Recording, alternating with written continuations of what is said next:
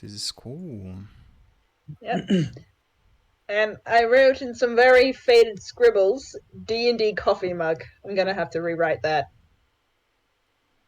But no, yeah, Okay. coffee. Alright.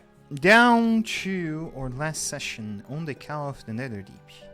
You guys got finally yourselves ordered on the Betrayer's Rise. Traveling in on between the regions of the Wildmount, you fellas finally managed to get yourselves on out of the Betrayer's Rise. This travel began long time ago before you arrived on Chibazok-san. You came here with an objective, understand more of the legends of Elixir the Apotheon, and what exactly he was doing down on here on his first time. To get maybe a chance to find the second prayer for the jewel, now that he understands that apparently the jewel holds out as a single item that once was sprayed up 3 times.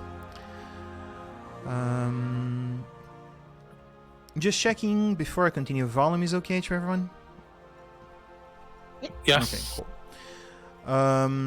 Now, you fellas, after finally getting out of the place, are around the region of Bazoksan, one of the cities under the banner of the not Dwadali Empire, sorry, under the Qing Dynasty.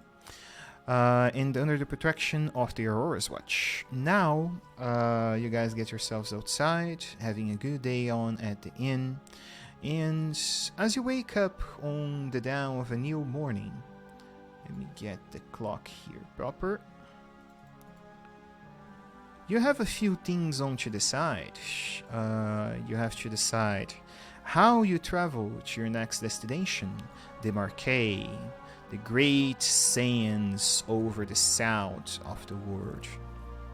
To reach out to the Golden City for your own reasons, really, because nowadays, who knows what will actually happen to the Jewel of the Three Prayers?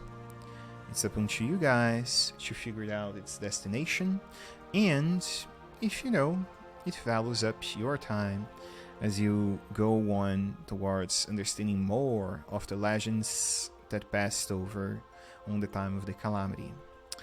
As we go on through this, you guys wake up on the tavern, have a good, nice meal in the morning.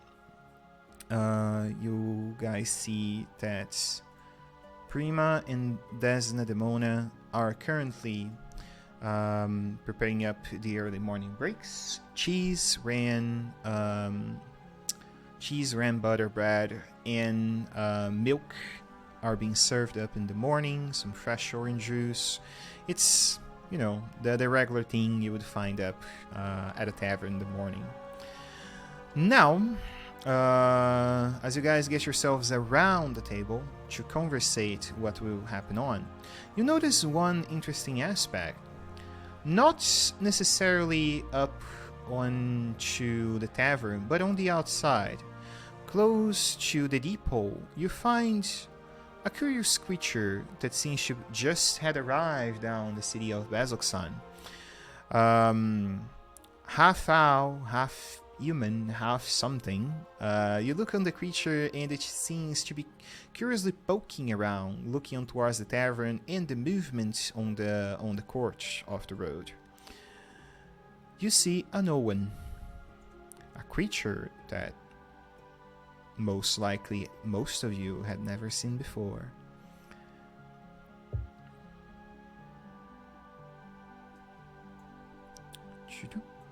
There we go. Got the Owen there. And let me actually get that better angle. Okay. You would notice this figure out there onto the outside. Not necessarily for you guys to interact with it right now. Note that eventually you will once you leave the tavern.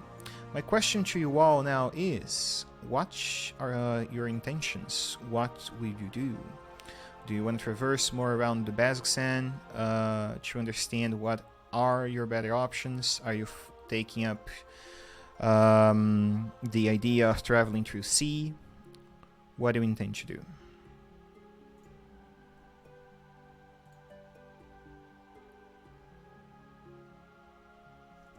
That is on everyone. That is on the tavern. Didn't the tavern lady say we couldn't walk there? So really, that's just our only option, isn't it? They said we couldn't walk, but Prolix said land was an option, so he might know something they don't. I mean, either way, we're kind of sticking with him. Right. Definitely not walking there. Last session we had something about a cart that we could acquire from the storage of the city guard. Right. So we established last time that like there were a couple things that we wanted to do this session. So we know that we can get the cart from the Aura Guard pretty much any time, it sounded like, because they now know who we are and that the cart is ours. So we just sounded like we just have to ask for it back. We also said that we wanted to get magical gear, but the Oars Watch is who kind of oversees gear of that level in this city. And so we were hoping we would have Henrik around to talk to the guard on our behalf for that. But it seems Henrik is a bit indisposed at the moment. So who knows with that. Henrik also wanted to talk to the captain before leaving the city. But same thing there. Seems a bit indisposed. And then we were also trying to solicit information from other folks to try and determine whether sky, water, or land was best. I mean, ultimately, I think we're following Prolix out of the city however he wants to go.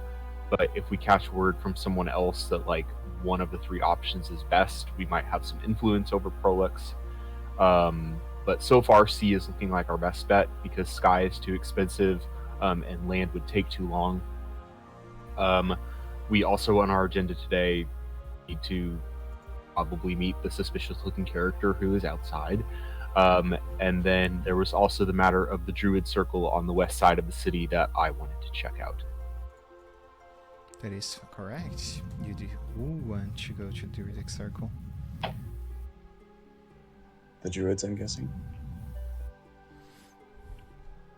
I want to know more about the druid. Let's pop over to the druid circle. Quick question, Mysterium. I believe the owl familiar is still alive. Can we get it on the map? Sure. Thanks. And you see that your owl is curiously poking out of the window, seeing that much larger owl that seems to be on top of the depot, right on the outside, and it's moving its head, turning a twist, that traditional 180 that the owls do with their heads, poking it around, and then it does the reverse, and it keeps doing that to see what the other owl do. Did us humanoids already notice the owl person, or is the owl noticing it? Oh, they are looking at they see like, oh my god, it's a gigantic owl. But they leave it at it, you know. Apparently she's just chilling. She's not bothering anyone, so there is literally for now no reason or threats to be sight from her end, so they're just leaving her there. She's sightseeing. She's a very, very beautiful piece. A lot of flocks and feathers on her. Yeah. I am a sight to see. Certainly the owl familiar seems curious. Coffee. So just quick question. The depot is like where people put like supplies for moving. Yeah, they have wets, they have food, drinks, that sort of thing. It's basically the depot that the Aurora's Watch keep their supplies, specifically grain supplies. Okay, cool. You're on What top she'll of be that doing, structure. Nice. I would imagine, since you just arrived on town, the idea is that you would be exploring down the area with most movements. Ah, and people watching. Yep. Yeah. Seeing Also, Yes. we have literally all day today to do what we want because Prolix is not planning to leave until tomorrow. So yeah, you can present the girl the town, so it's also a possibility. All right. Oh, it's early morning for her, so I imagine that she wants to sort of fly down, maybe head to the tavern and grab something to eat and drink before she continues her sightseeing. Okay, very well. As she goes on to the bottom, you see that as you maybe fly in a small hover, sort of a slide down below, and reach onto the tavern, you see that Prisma and Desdemona look towards you, and they just put their cups up on towards the tables, and they look at you in awe. They are two tiefling ladies. One is purple, one is red, and they look at you, putting both their hands together, and say, "Oh my God, you are gorgeous!" As you enter their establishments. What? Sister, come over here. And you see that they both come in together, and on the moment that both the tavern woman takes their attention to you, then the tavern takes attention to you, because they understand what and why the surprise. So again, this is an Aowen, fellas. It's not a thing you see down here. It's like you probably saw an Arakoka if you traversed up and down on mountain paths at least once in your life. But Owen people are not from this continent, at least per what you know. So this is the first appearance ever. It's the first time you're seeing this race on your lives. That's why the owl often.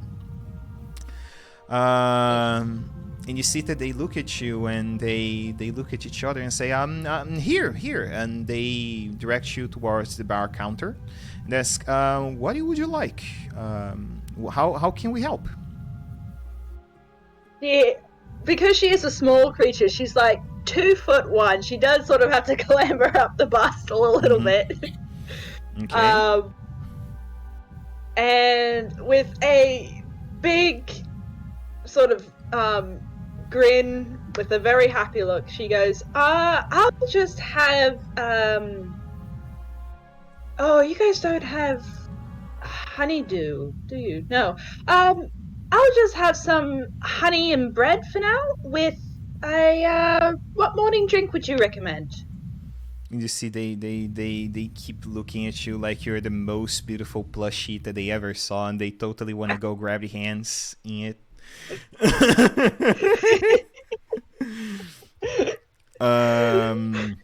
So you guys imagine like a regular owl, an adult one can hold up to 1'4", 1'8". She's not much bigger than an adult owl, so it's very impressive. I am small. You are a small, cute little thing. All right. So this scene happens on, and you guys see that the girls bring in their bread, some honey, and also they drop in some fresh pineapple juice up for her. And you see that the little creature is calling a lot of attention from the ladies. The rest of the bar, they begin to slam down tables and say, "Where's my food?" and that sort of stuff. And eventually, Des and Demona go back home to work, leaving pretty much to the bar counter, getting the usual stuff, that sort of stuff. And you guys wanted to go in to the Druidic Enclave. Does that change anything, considering you just arrived onto the place? That or a new player arrived up to the place? You see the side of a new race that you never saw before. So take that in consideration.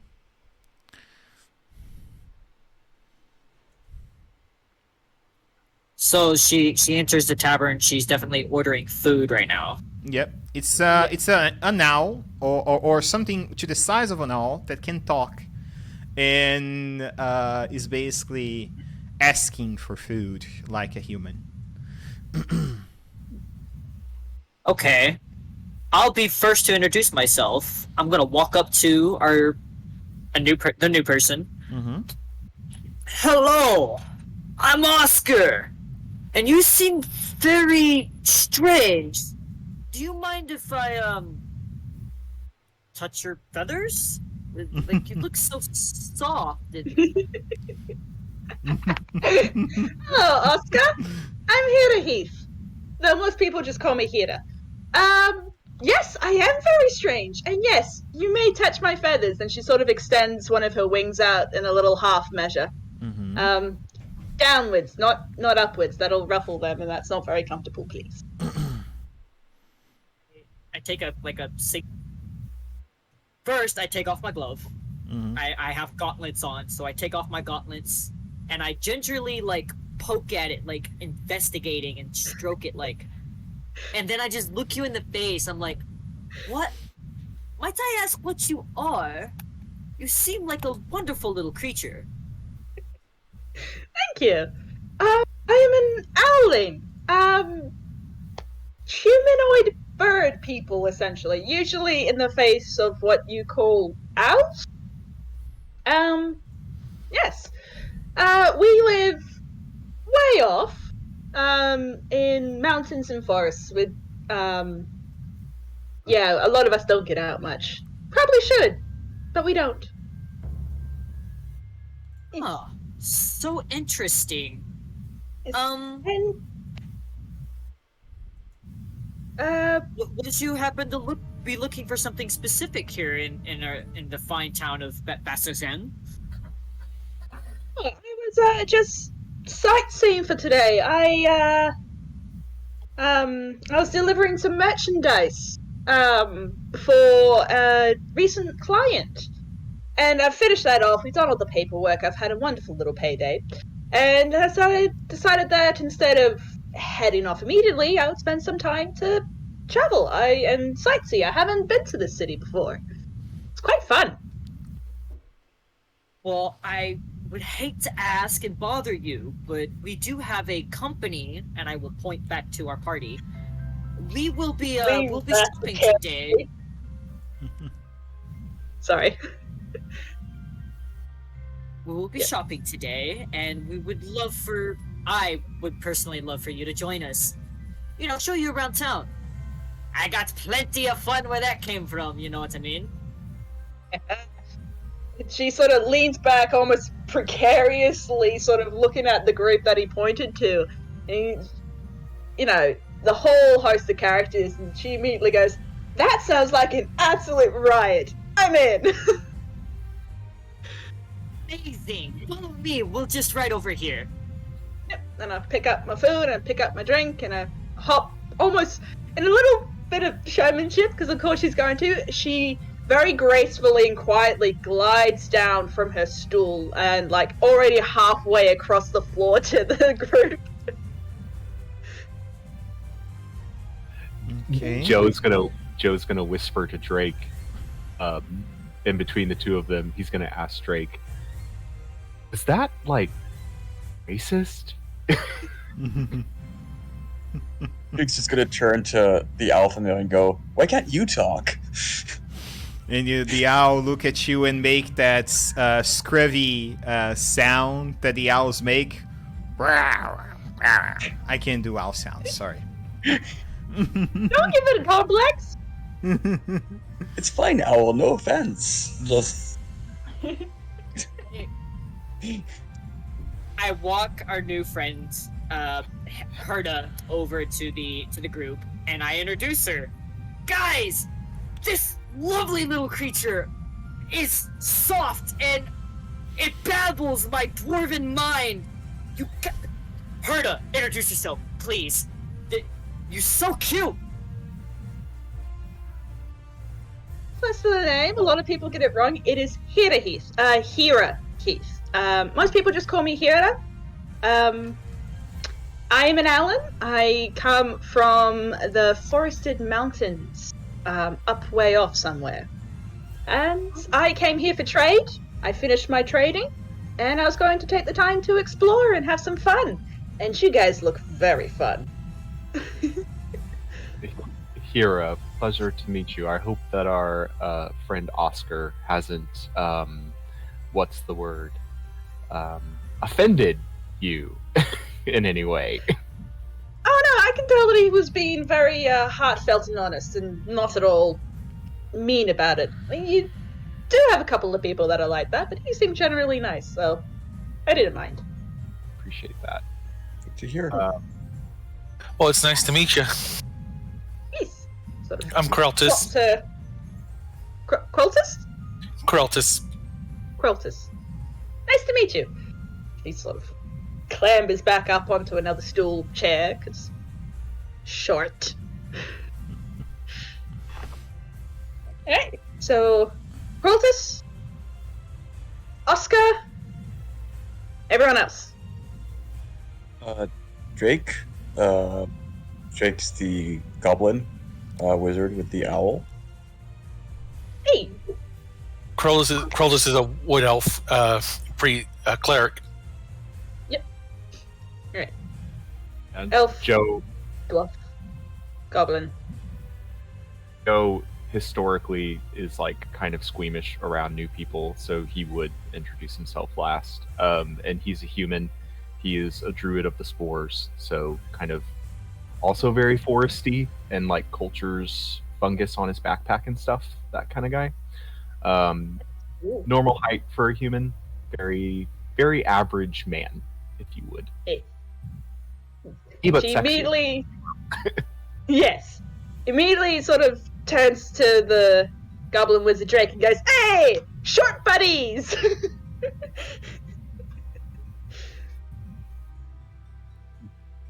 Joe looks just to check in and make sure that that's okay. It's fine. I'm short.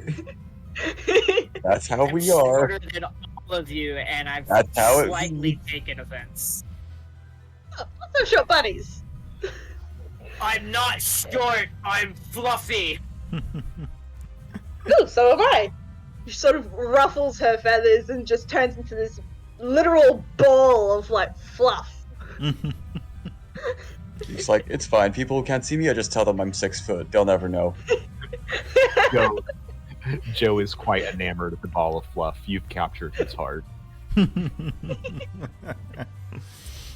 I'm glad. And she sort of ruffles down and it's just like, so, because I have no real plans today, and I'm currently in between jobs, what activities were you planning on partaking in, and would you be alright with me coming along for the ride? I've got no objection to it. More the merrier. Do you guys want Yeah. to do the usual round table where you disclose your abilities, origins, and that sort of stuff? Might help out sort where she would fit in. Yeah, you want like Um, like an above table disclosure? Yeah, I would say so. You know, you guys can know each other abilities. You normally do that around, so.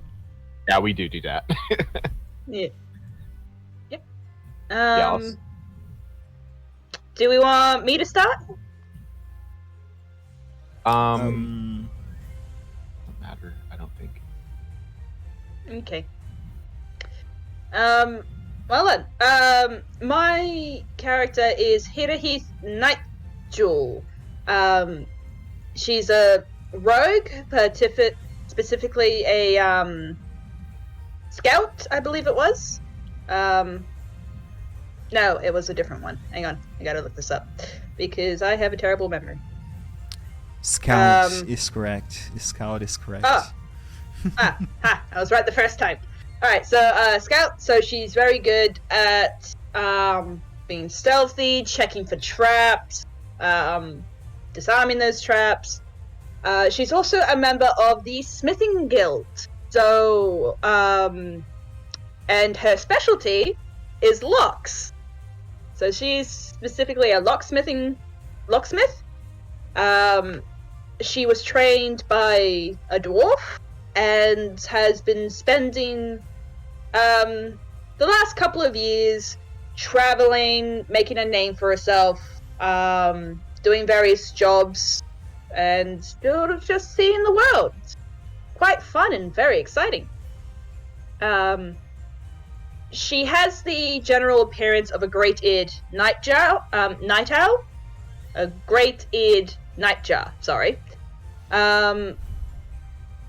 If you guys want, I can put a picture up later on, so that way you have a general idea of what she looks like. She's... essentially, the owl's a lot of, like, browns, blacks, creams, whites, that sort of thing. Very good for blending in with the natural environment. She's currently wearing a cloak of elven kind.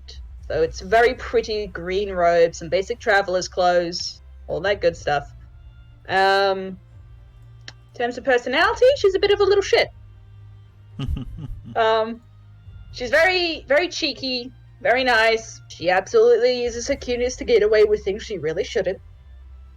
But she's very persuasive. She can be very kind, and that is Heath.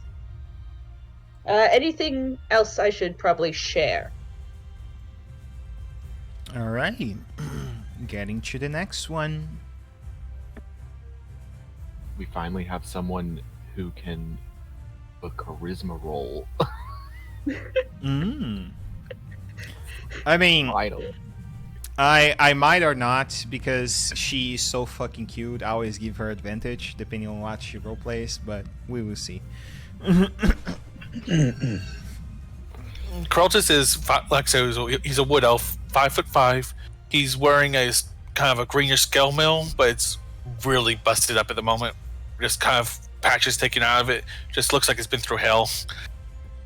Dark red. He's got wearing a brownish red cloak. He's got on his back. Nothing really magical on him, but he does have around his neck is his holy symbol, which is the symbol of Titania, which is a. Ooh, the Fey Queen. Nice. He looks like he's been he's been through a lot last few days, but he's still here.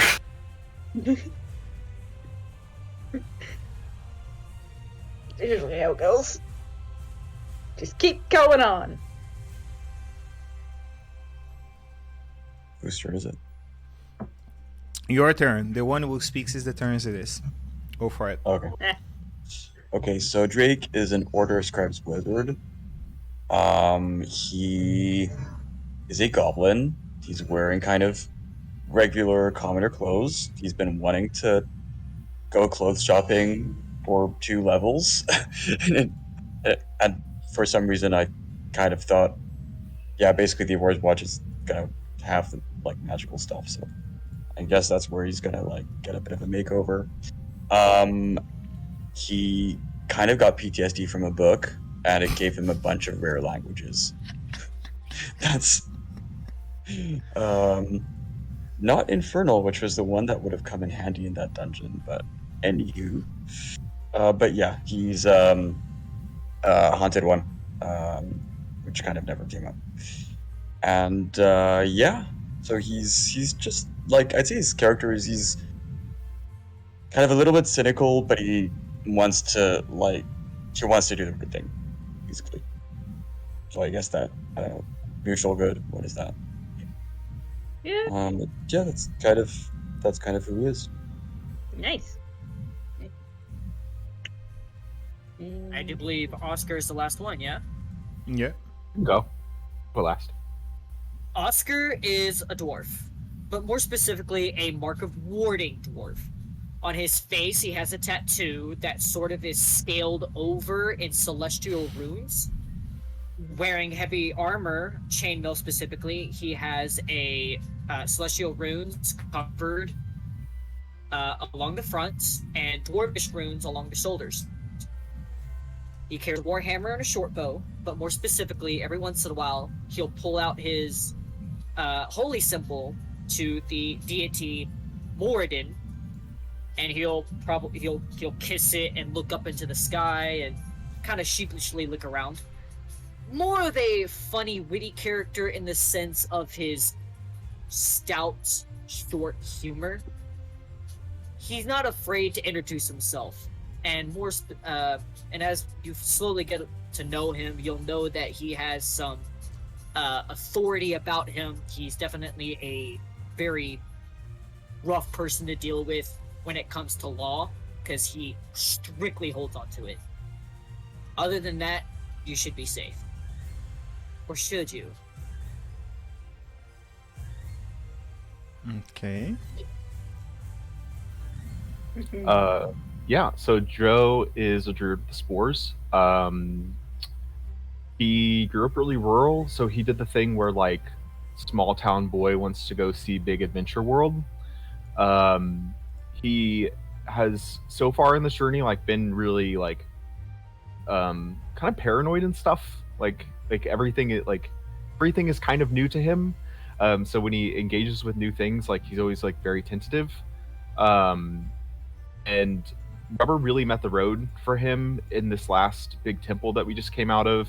Like he just watched one of his like closest friends who was also a druid on the team die.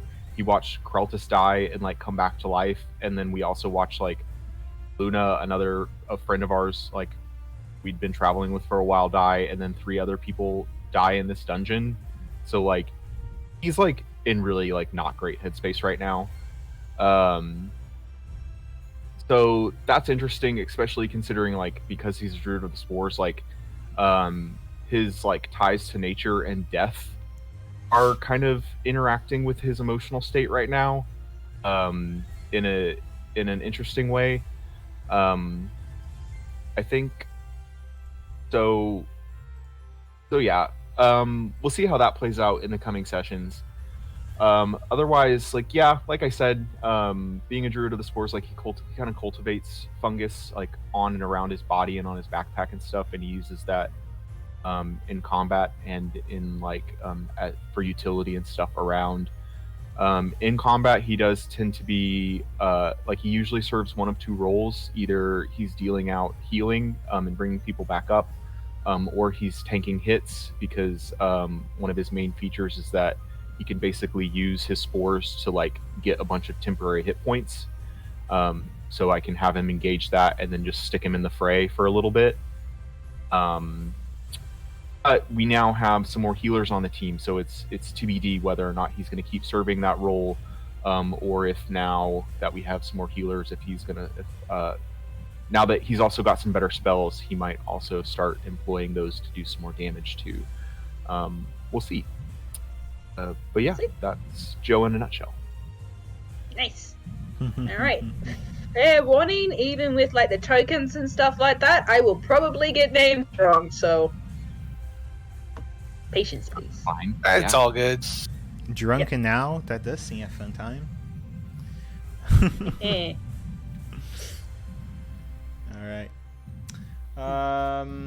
Alright guys, so you guys now have an idea that our guild here is a rogue. Can we agree that would save a lot of traps that you guys busted down the Betrayer's Rise? Only if we spot them first. I mean, she has a pretty decent basic perception. But yeah, coming along onto it, the question now is, what are you guys going to do on town right now after having lunch? After having breakfast, sorry.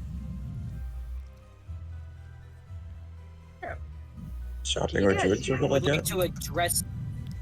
I would like to address the needs of the party, such as, first of all, do we have everything we need spell component wise? Because I need to go shopping for diamonds.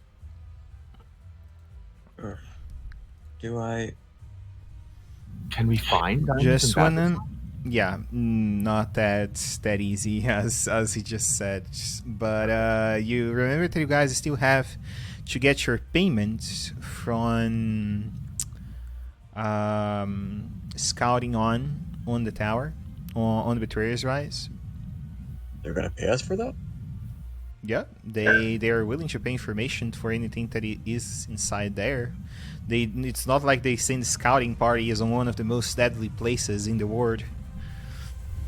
Okay. Yeah. So I guess we need to go talk to Captain Bear and tell us with or without Henrik anyway. So that probably seems like the highest priority, because some of us are a little bit more strapped for cash than others. One last thing: is anything here in the party not wearing armor at all? No. Yeah, I just got travel clothes and the cloak of Elvenkind. That's it. So I'm gonna walk up to you, and I'm gonna say, "You look a little unprotected. My mark allows a specific cast of mage armor, a protective spell, and if you were willing to, of course, allow it, I could cast a shield around you." How long does that last?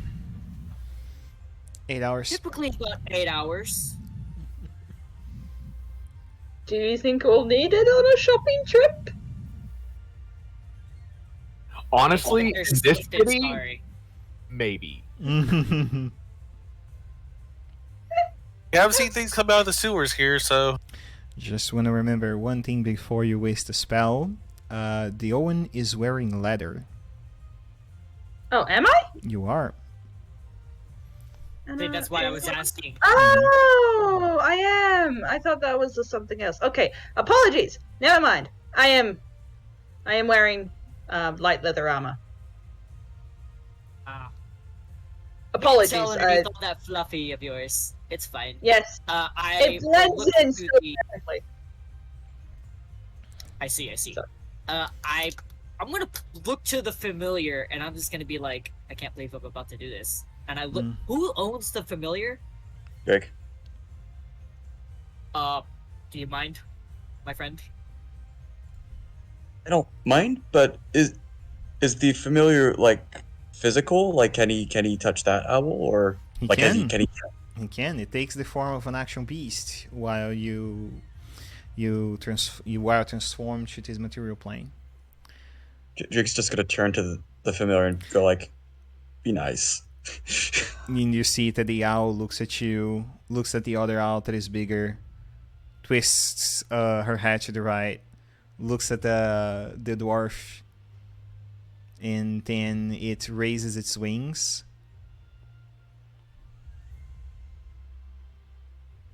Sort of. Does it go ahead? It is a sprout its wings like it's on. It's feeling threatened. It's gonna It's fly. trying to Yeah. He's not gonna run away. The little guy's gonna fly away. I'm trying to protect her. Yeah. Thing. But understand one thing: even if owls are smart creatures, they take a moment to trust. They're one of the most less trusty among people, among bird of prey. So they take a minute to trust people. Yeah. So Oscar was asking about magical components. Yep. I think. So Drake basically has a component pouch, and the only one that actually has a gold cost is Find Familiar, actually. But you can find incense. Forgot the fucking name to it. Carval, Matthew. charcoal. Yeah. Charcoal. Charcoal, incense, and herbs. Charcoal, Because incense, and herbs. how did we do it in Jigao? Because like did Drake actually buy the items, or did we just discount 10 GP? No, you actually buy the items. There is 100% not discount GP on my tables. No, not discount of the items, but just like Drake takes 10 GP out of his inventory. Those are very simple items. Sure, you can find that around the infirmary. and whatever is the most local salesman for charcoal, there would be on the roads for sure.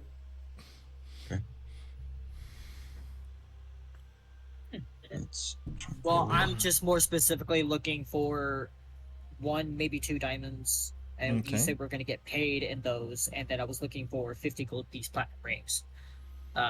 Probably from like a jewelry store. Maybe. 50 gold pieces of what? Platinum rings.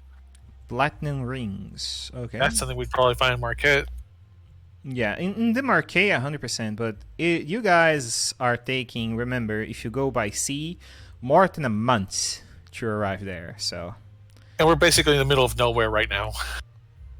I mean, Also you for you diamond. are on a place that is close to a place that everyone knows, which is the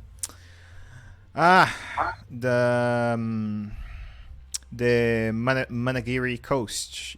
But you guys are on Zorses, so Zorses is, well, a place not many people know. You can say for sure, not unless you are a citizen of the place.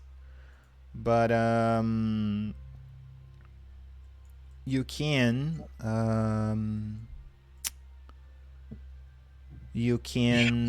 certainly find the items that you were requiring there. You can. It's not an issue. Just diamonds, they don't trade anywhere. Just diamonds specifically. Diamonds is not like finding out potions on storage. But yeah, platinum rings you can find around the city. They would be around to trade.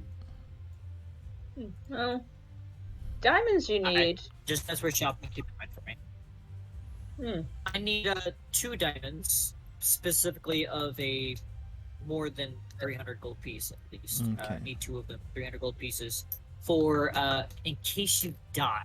Mm-hmm. Oh, that'll be fun. Well, dying, not fun, I don't think. Never tried it before.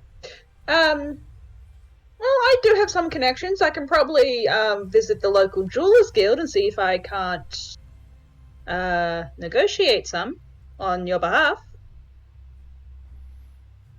Is there a jeweler? Glad to pay you for it. That's fun. If there would be a so she jeweler's said- guild in Bazoksan. That is a good question. I have no idea. Never been here before. That is a good question indeed. Bazoksan is mainly known for trade of minerals, charcoal, and Maybe the Diamond Miners Guild in case they have found any deposits. carbon under extreme pressure. So if we can get charcoal and magically put it under extreme pressure, that would in theory give us a diamond. Pressure and heat. Mm-hmm. Do you have any nearby volcano? I think you guys know where you have a volcano. Yeah, it's with a baler. I'm sure we can ask him nicely. Kid. Hey, got some charcoal. Can we make some diamonds really quick on your lava and go away?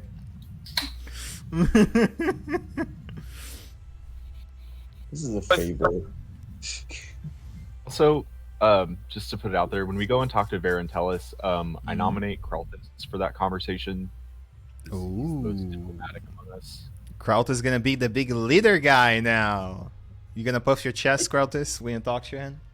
Also, No. there's an added benefit of like he looks the most ragged coming out of the temple, Mm-hmm. so Varentelis might like take more pity on us and give us more money. Varentelis, is he someone of import here? He's the captain of the Oars Guard, so he's the one who basically sent us in to scout the temple. Well, we can also ask him if there's any places to procure jewelry, diamonds, that sort of thing. He might be able to point us in the right direction. Yeah, when we speak to him, if he finds us favorable, he might even give us access to like the magical gear and items that we're seeking for in terms of like weapons and armor too. Well, because- don't forget, we pissed him off last time too. Well, in You did I hate to mention say his it, wife's but name, so in He almost attacked us. I hate to say it, but in our defense, the person who did that is no longer in the party. yeah, true. Karma. That was Lunar. Yeah. Okay, that was probably If a you're different trying, mistake. if you're gonna try to play it off that he's dead, or if he is dead, and try to convince him that we are no longer a sort of threat, then yeah, sure, why not? Let's Well, head there now, because it was never that we were a threat. It was that a member of the party accidentally said something that was really offensive to the captain. It was an accident, admittedly, but like also it was a really bad case of foot and mouth. Like it was very offensive. Because I had a wife and I Wow, forgot what okay. I said. What did he say? So the captain's wife died in an incident several years ago related to basically the demon that lives in the temple, and this former player like character said something to the tune of like, "We'll go in and avenge your wife for you," as though the captain couldn't handle that himself. Insulted his pride. Well, Like Yeah. but in also, Drows on that this wasn't really our place to continent, say that. yeah, Drows on this continent, they are like one of the most proud races that there are. Yeah, that probably wasn't the best idea. Well, do we want to finish up the meal and then go on this merry little adventure that hopefully won't result in anyone dying? At least before you procure a diamond or two? Or several? Right. And I think we're fine. And among us, though, like the well, I mean Drake too would probably, but like Joe doesn't know anything about diplomacy, like especially when it comes to like talking with like nobility and stuff, like people in the army, like military, like this the captain, like he's just kind of scared of the captain. So like among us, like among the three of us who were actually in the party when the captain saluted us to do this, it needs to be probably Carltus or Drake. Okay.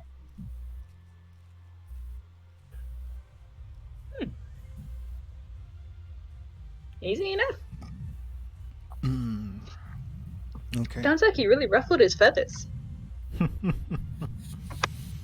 Yeah. can't hear you, Matthew. Your mic is off, I believe. Yeah, we can't hear you. Been a while. Nope. Still no. Sure.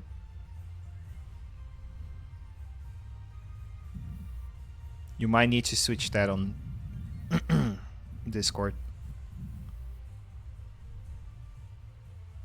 Family. No caption. Still no caption. Nope. Try leaving the chat and then quickly Yep. hopping back on. That's usually what fixes it for me. Yep.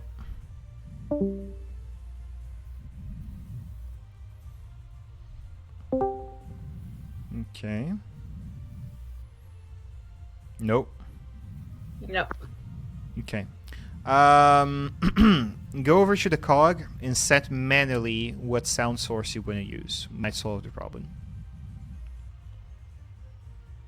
I never trust defaults for Discord because for me at least it never works. Especially if you change it as you're going through. Mm-hmm.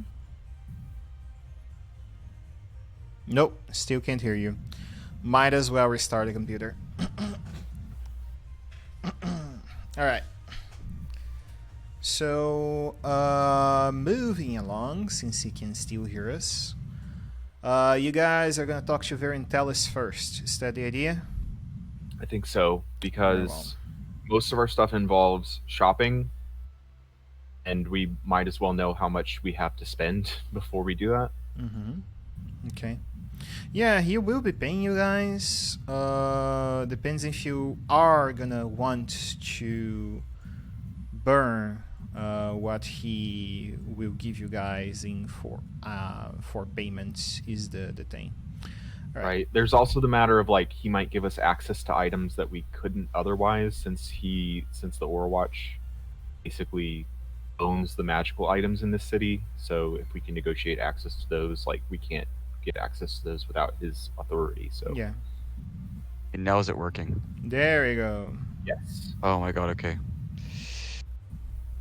Okay, yeah, it was just for some reason Windows is kind of garbage with this headset. Like half the time it doesn't recognize it even if it's on and whatever. It's working now. Hey, I know that problem. I mean, Yeah, but it's weird.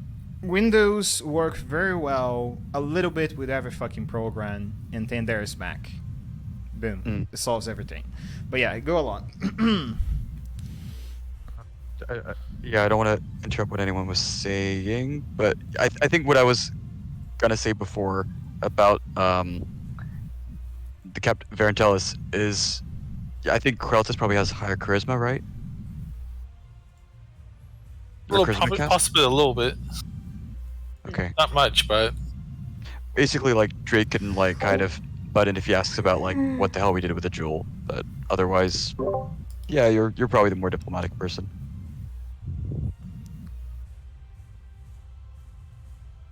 I see. Because like basically, Charisma is literally Joe's lowest stat. So I don't even know how much. I think Drake probably dumped charisma. Yeah, strength and charisma are on 10. You're no more charming than the local farmer. I literally am a local farmer. I mean, I know a drought that like farm boys. I know one too, although it's debatable whether or not that's the case. He's certainly not doing a good job shooting it. All right, let's get along onto this then, fellas. You guys approach on towards the gates of Bazoxan. If or Owengil did not give it a sight, as you would approach towards it, you would see that it shows on both ends. There's basically two demoniac faces up onto the gate itself. They look like Onis, and they spread on along for nine are the walls. The gate is to the side of the tower, so 12 foot tall. They are in thick metal plates. The gate is around 3.5 in thickness, and it's very large. So you can easily take like some 50 seconds ascending to the gate if you're flying or something of the like. It's quite big. As you guys approach, you see two of the members of the guard passing to the under tower just by now. And they see you guys approaching, and they're doing their duties. They don't stop you or reserve anything to say to you unless you stop one of them. Who approach and how you approach? guess I'd raise my hand, and as I approach, Okay. good morning. May the light of Luxon fill your day, citizen. How can we help? We were hoping to speak with the captain if he has a moment. Captain Varentelis. He's up on the wall. He's on watch duty today. Apparently, there was sight of orc scouts up on the fields, and he's currently on watch for those down the hills on the fields. Is it of urgency? No, we just want to report to him about what we found in the Betrayer's Temple. So payment. Very well. I will relay your message, and you see that he holds out what seems to be a small piece of paper, scratches a little, rubbing the paper, and then gets the message over to the wall, and then the message begins to crawl in, and you see small ladders going in between the wall, forming up towards it. And then, eventually, you guys see that some 10 minutes later, one of the patrols descend down there and say, you fellas are the ones that want to talk to Varentelis, right? Make my company. Yes. And you see that they take you guys over to the watchtower on the right. And you meet Varentelis. So again, gonna present Varentelis. He is tall, about 7'1", 7'2", male, very slim body frame. He wears out mitral plates, purplish pink like skin, long white hair, and raven black eyes. You see that he holds out a very finely crafted halberd onto his right, and he's using half plate mail. He looks over to across the walls and looks to you fellas and asks, "Well, I'm impressed. You survived the trip to hell and back. Did you get what you needed from it?" Hell is a fitting description for that place. Not all of us did. Amongst I can the see chaos, that. the order would have stand. You lost 2 plus the one I sent. Did you recover the girl's body? Did we? She was Nope. eaten by the mouthers. She was lost to the dungeon. I remember to put her name on the wall. And you see that death doesn't seem to affect him. He has no passion or compassion for it anymore. Most likely because a lot of people died under him. And he looks over to it and then he says, "Very well. What can you relay on the outlines of the Betrayer's Rise?" When we first went into the temple up for those first 3 doors, there was a bridge of darkness that whispered and tried to get us to jump down into it. We were able to use light to open the doorways to go forward and into a small passageway, but then there was a trap. Gibbering mouthers just start pouring out of the walls and just so many mouthers. So those things are not only on the sewers, they are on that hell of a place yet. After we got out of the hallway, there was a central room. We found one to the right. There was a busted wall. Then to the left was a hidden passageway. Then some sort of passageway we somehow got through that went straight forward. I'm still not sure how we got through that one, but we went forward.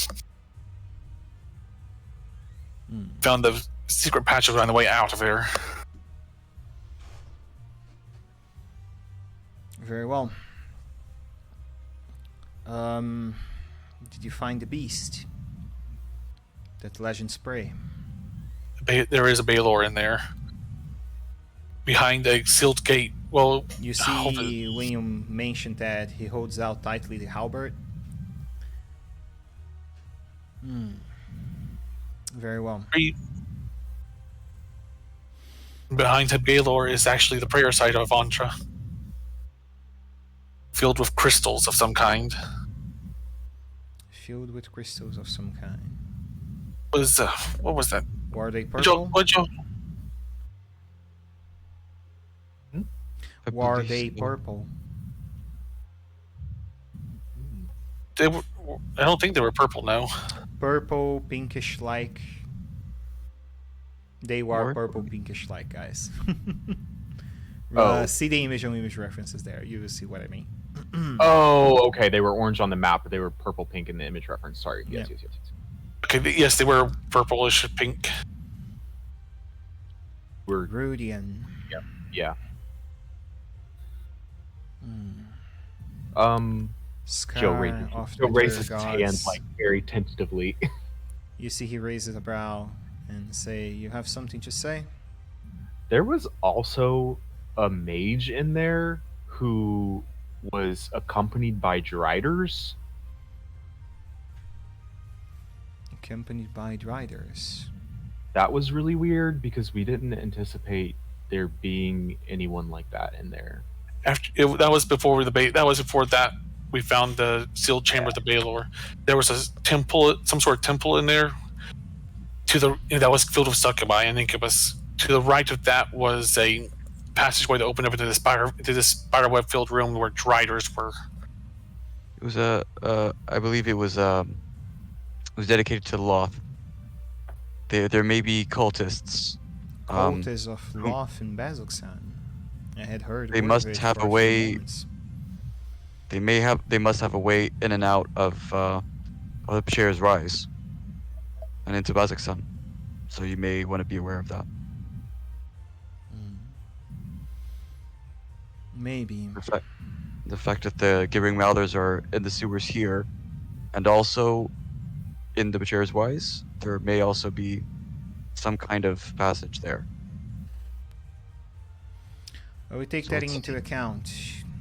You provided very useful information to my city that will help me protect it along the course of time. You came in with 5. You come back on with 5 plus my men that own money. So might as well. You see that he holds out the halberd to the right, points in towards one of the men, and then he comes back on with a small box with the symbol of Luxon on top of it. And then when it's opened, you guys find inside 6 diamonds worth 300 gold.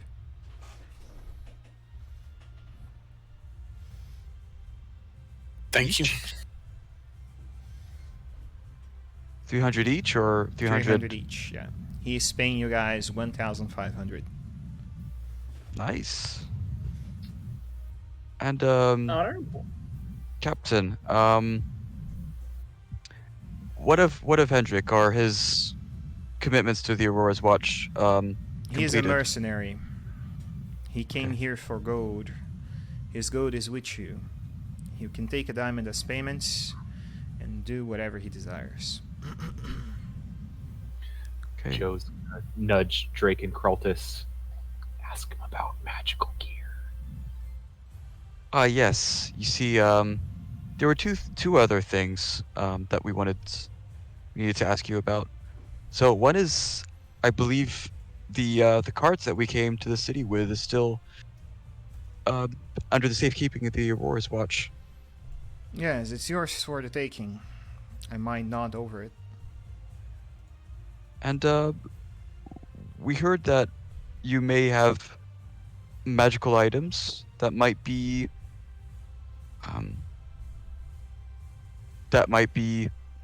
available to buy, at least To for us to buy? buy. No.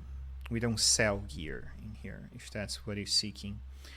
All that is provided up by the dwarven from the Gringon clan to us is military assets. Even Oh, yeah, so, understandable. if you seek to procure items to be made, or blacksmiths has not been forging up new gear due to the constancy of death that reeks on this city. So should you need, feel free to let him know what you need. Thank So you. Thank you. But the dwarf blacksmith, he's not forging because he's missing materials, or just because he doesn't have wood to produce to.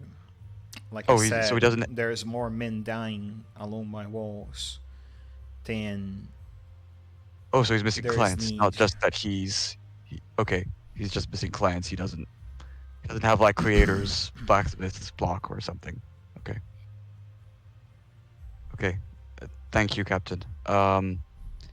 Thank you for your assistance. We'll be we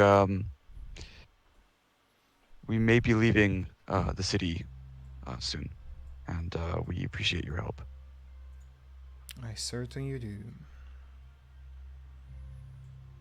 Very well. He directs you guys up to the last tower where an improvised blacksmith shop is made. And you guys can reach down to talk to. Let me get a first name in here. Ichabod Ringlaw, from the Gringlaw clan. Joe, being a bit clueless as they leave, waves and says goodbye to Varentella, saying, "Good luck guarding the city." He turns to John though and says, "I knew you had a type." Shut up. Is it a type Makes if it's sense, 2 though. drows? Yeah. It's 2 whole people. Is that a type? I guess we'll know if there's a third drow in the campaign. All To right. each their own. Alright, onwards to the Dwarven Crafter. Dwarven Smith. Mm-hmm. All right. Ichabod Gringold. Fun name. Very dwarven name. Oh, actually, before we get there, Mhm. so with the 6 diamonds that we have, right? Mhm. Let's chat about Oscar's spell, because there were 4 of us who were involved in the temple. So I think the 4 of us who were involved in the temple should each get 1. Then that leaves up the other 2. So depending on what this spell is for, we might just give the other 2 Revivify. diamonds to Oscar outright, or decide what else we should do with those other 2 diamonds. That Revivify is the only thing I would use diamonds for. That or a Pearl of Power, maybe, but I don't have that available right now. Kraltis is It would ju- Revivify a spell that like should we do that? Well, I mean, it's If you were to die beyond the reach of healing, I would be able to use some higher magics to bring you back from the dead, but it's only an emergency use. I only require 1. So I'd say one I'm fine with diamond Oscar per. Sorry. I'm just fine with Oscar holding on to all 6 diamonds. Want to give them all 6? Here's the thing though, Revivify, it needs a diamond of what worth? Minimum, it's 50 GP? 300. 300. Minimum of 300. And it's consumed when it's used. Right. Okay, and we so we're got basically 6 just that are all only worth good- 3. So I guess the diamonds are basically only going to be used for Revivify. Good to have those on hand. Well, I mean, yeah, I guess that kind of makes sense, Kraltis, that we give them all, because if we're not getting access to magical items here, then it's not like I'm really spending money on anything else, at least while we're in Bazixon. So, yeah, I guess I'm fine giving my diamond to Oscar too. I would say though that Drake or Henrik want to keep theirs. They could if they wanted. Yeah, like Just it's tell not me how I'm receiving. because it's not that I don't want to hand over my diamond. It's that it's more of a keeping your eggs in the same basket sort of thing. True. You may get pickpocketed. Funny about that. I would like for you to try any day of the week, anybody in the party. You're not that's gonna right. try. It's gonna be really hard. He's got magic that inhibits that. Oh, well, that's no fun, but that is a good challenge. I'll be watching my pockets. Don't worry about that. So I'm willing to just take 1. But if you guys want to give me more, that's fine. Other than that, my main priority is warding bond, and then just making sure that we have food, supplies, etc., for our trips that we're going to be making outside the city. I mean, if we need more than 1 at a time, we're already in pretty deep shit, right? Right. Like if you need to use more than 1 Revivify in a single battle. Yeah. I think I'll hang on to mine for now, but I don't really have intentions of spending it.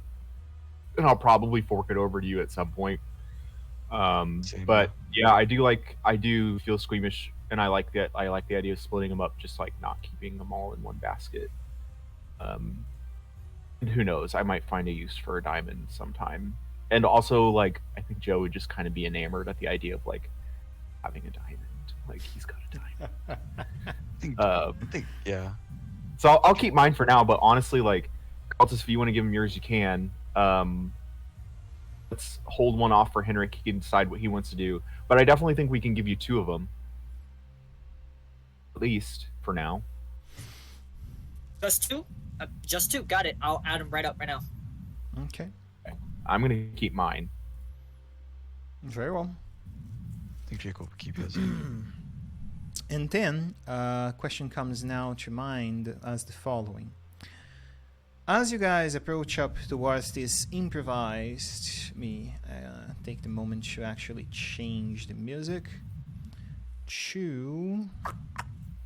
Quick question, Mr. M, before you go Yes. there. Hmm? For the inventory, are you adding them, or are we supposed to add them in Beyond or in Foundry?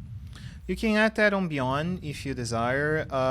To create custom items over on Foundry, all you need to do is basically go over to the padlock, click on padlock, go to the consumables tab, since that will be used as a magical resource most likely, and type it in there on the title, diamond 300 words, and that's it. Okay. The item is added. Got it. Thanks. That was some heavy boss music. Yep, I'm trying to find a proper place. I might play that today, depend on what you guys will be doing.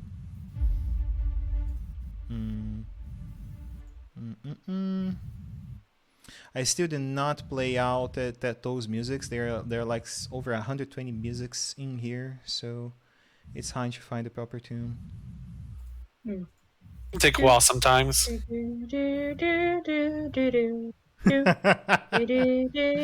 like that. It's a Warhammer song, I think. Yeah. If you want, I can find it and yeet it over later on. Sure. Feel free to get that to me. All right. As you guys approach over on to the blacksmiths, you see that there seems to be 4'6", 4'5" tall dwarf, long, greasy bird, battle marks to the cheek. He seems to be wearing out a chest plate or covering up his upper body, and what seems to be leather, a long leather dress on the bottom. He seems to be hammering out what seems to be a shield down his anvil.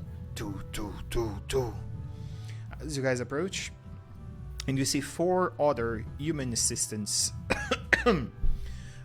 seeming to be close out to the forges that seems to be heating out and preparing the metal. There is also a melter on the back. As you guys approach over, you see a lot of steam coming from the melters. Means they are just processing the iron ores into bars to, keep things out of later. It's very smelly. The place is very smelly. I can see the owl is interested in her surroundings. She's been in, she's been smithing. She's been in forges, so she's like comparing the differences between the one that's in her home city and the other, and this one, and all this other stuff. And she's like, "Ooh, yes, I am familiar with this environment." All right. As you guys arrive on, you see that the dwarf look over to you guys, but specifically to the other dwarf. And then he looks over to him and goes back to making his shield. You fellas are not faces I see around here. I think he's talking to me. I think you're talking to me.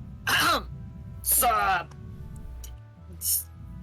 it's been a while to see of one of my own kind. How are you doing today? You're looking fantastic on that shield. What is your age, boy? 190, my friend. You are an adult, and you introduce to oneself of your own kin by clan first. What's your clan? Fireforge clan, Oscar. How do you do? Gringolin, Ichabod, from the mighty city of Gringolin, under the mountains of the Bright Skull. It's mighty to know you. Thank you, my friend. I lift up my visor and I look back at my friends like, what am I doing here? Why am I being... What? Social. There is a look of loss on my face. Help. Introduce us. These are my friends. Here, my fluffy little friend, I have Hirith. Hirahith. Just Hira. Just go Hira. Here. I have Hirahith. I have Drake. I have Joe. I have... Fuck. Krautus. I think we haven't number named fuck yet. Sorry, I had to. Here amongst my friends, I have Drake, a very smart one among the party. I have Joe, one very strange fellow of mine. I have Prosiax. He's, studious, just like myself. And then I have Celtis here, one of my own jobs maidens. You seem to wander around with strange fellows. I can see that there is one that don't eat quite well. And he looks over towards to Joe. Do you eat any flesh, boy? No. Don't. I thought so. Same as every fucking elf around these parts. You guys can't appreciate good food ever. Sorry. Now, don't pick on my friends. We're just here for business, not for child's play. Business. What is that you procure then? I'm waiting for a whisper. Go for it. With a sort of offering look to Oscar, I step forward and I say, we are looking to procure magic items for our journey ahead. What do you have on offer, good sir? And I speak this in Dwarven. Oh, okay, a good surprise. And you see that he looks to the owl and then looks to the others and say, nice trick. Is she a trained animal? Or is a he? It's like the friend most... here is You go.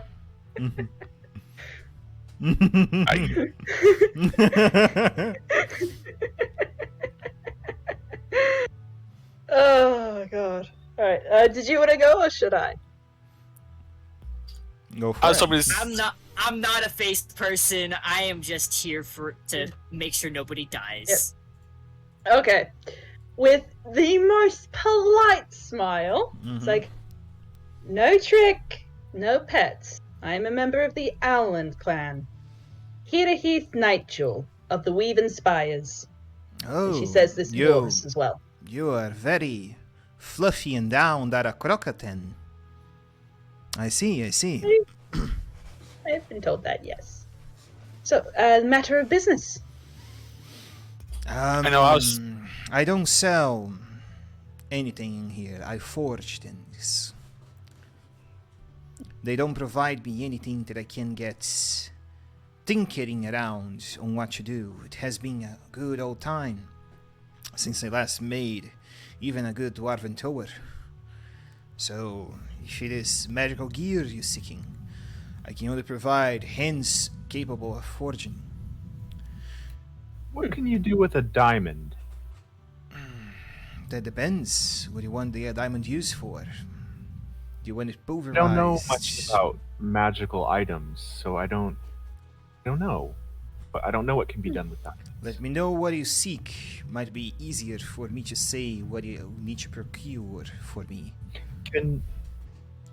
I would like something that increases my defense or evasion when I'm in combat. Something that makes you harder to I hit. believe you are one of these flowery boys, druids, right? That is one way of putting it, yeah. Very well. So, I don't work on leather. That is one. I don't have anything for you, my friends. But if you're willing to handle a shield, I can provide out, well, shields with wooden handles that you would be capable of using. If you're interested in shields, I can provide one within a 2 days go. Tended, you provide me quality metal. It would take 2 days to make it. Yes. Oh. Unfortunately, I don't think we have that kind of time. Then think small.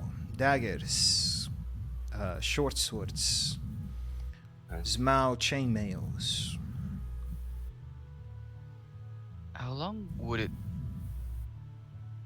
it take you to enchant items that we already have? Do I look like a wizard? Maybe you're a very skilled blacksmith who can forge kind of common metallic items into different, more advanced, Metallic items. metallic items. There we go. Thank you.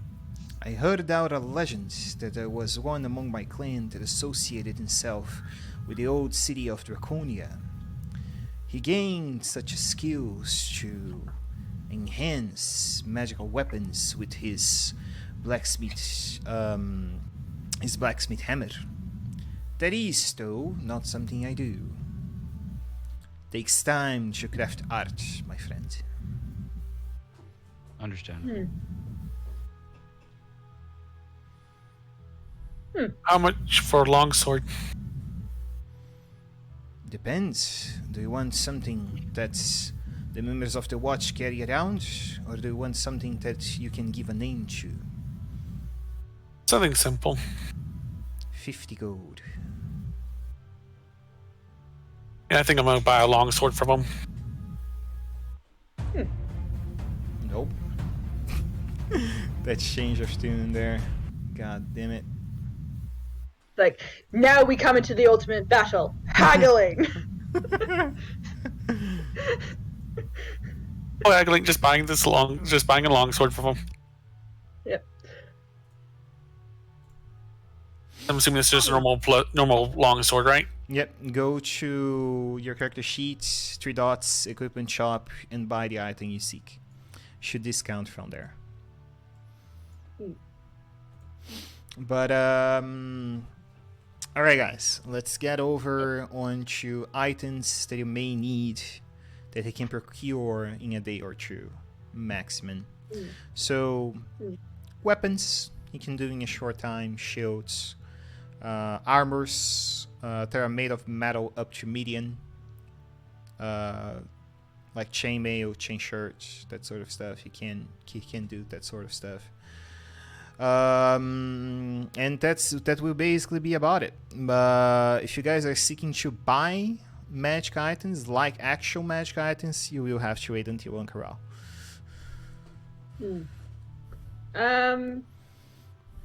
What about daggers that return once thrown? I have a terrible habit of losing my daggers. There was a boy that came here, scurfy bird, blonde hair, and he wore out a nice leather armor as well. He was with a fish girl that came on here as well. He asked for something similar, belt of throwing flying daggers. I can do such things. I can, when throw make them do the proper returning like a boomerang. But it will take some time and depend on how many of them you would desire.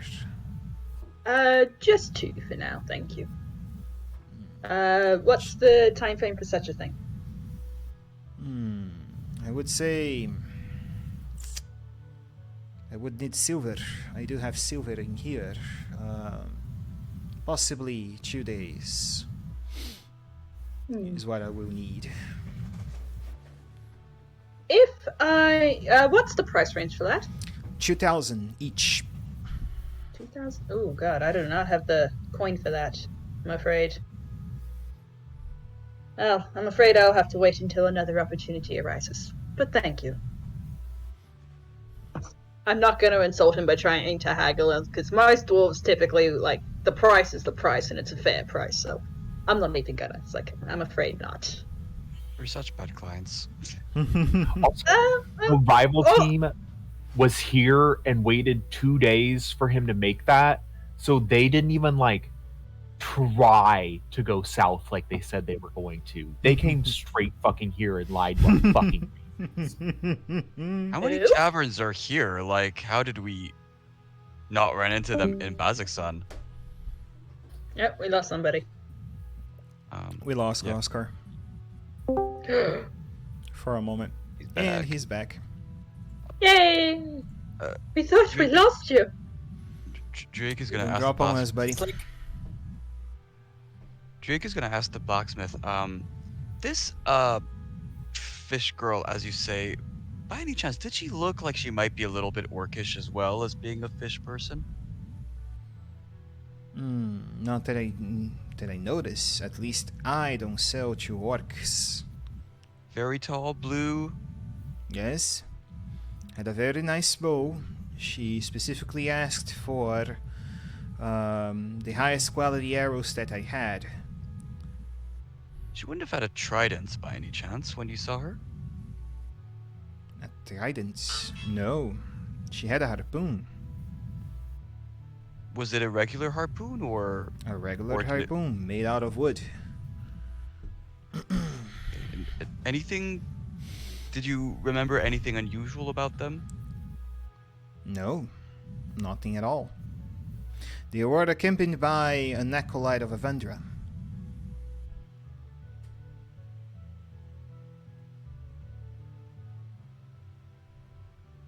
I see. And how long ago was this? Would you say?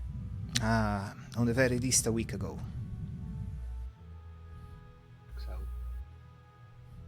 Okay, above the table. How long is it when? Before You guys we- being here a week. On Bazoksan. She would have met them like almost immediately after us, and that checks out. Yeah, 'cause we were in that temple a long time. She would have solicited us. We said no, and that we'd get back to her. You and then guys she immediately passed met them right after 4 that. days in the evening inside the Betrayer's Rise, and 2 days before that walking around the town. So Peter has no idea what's going on with this conversation. Oscar would like to spool in his dwarvish as well, starting it roughly because it's been a long time since he even seen one of his own clan. He asked in dwarvish, "A battle-axe. Do you have one that's a little bit more on the spry side, a little alert?" You're seeking one of those agile ones. Yes, I can provide one that would be a fine craft for one of our kin. Thank you. And no specials.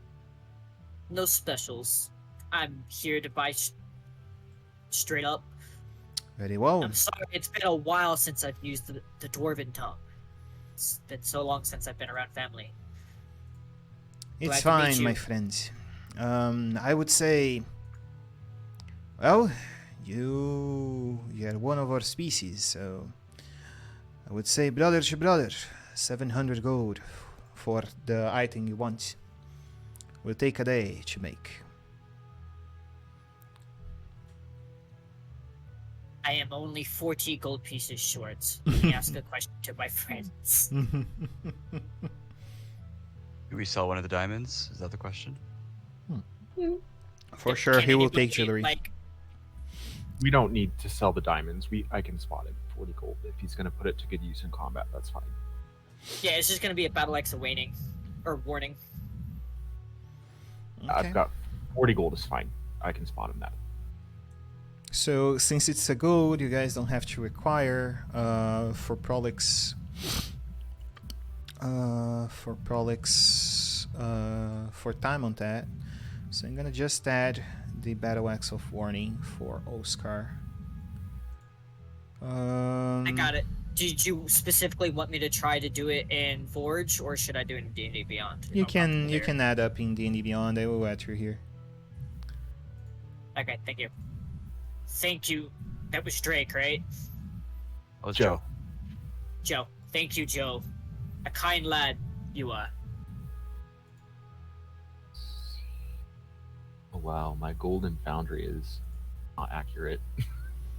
What seems to be there for It has a 500? lot more than I should have. Should have 200 after this loaning 40 gold. I should have 209 gold, 73 silver, and 533 copper. Okay. On top of buying the battle axe, I will give him back my warhammer that I have as part of the trade. Okay. Yeah, I would say he would take it for 10 or something like that. So you can spend 30, Joe. Okay. Would you have anything? That is all from me. Thank you. All right. Would you have anything that's kind of already made that you would have in stock by any chance? Well, the captain asked it up for some leech things, pole arms to be precise, as of recent. But that's pretty much about it. I do have short and long swords that are pre-made with quality metal, made out of silver. But that's about it. That was 2,000 gold, correct? What is 2,000 Silver. gold? The silver daggers of returning? Yes, 2,000 gold each. Okay. They just for you to understand, any regular item will range from 400 to 500, from a dagger to a two-graded sword. It's average marketing price. If you add up a magical effect to it, they will go 5 or 6 times more the price. So basically what our girl wants is a dagger that when thrown will automatically come back to her hand like a boomerang. So that's the stake action consuming effect for battle. So yeah, raises up the price by a lot. Okay. Well, probably, I'm wondering if we could do, some, let's not say mercenary work, but, something on the way. We're going to be traveling some distance. We might want to stock up on a bit of gold before we reach Ankarel. Ankarel? No, that's later, right? Yeah, Ankarel is the next destination you guys are going. Yeah, there are wealthier cities than Kazakhstan on the way. I'm sure 100%. for work. I'm sure there'll be opportunities for work.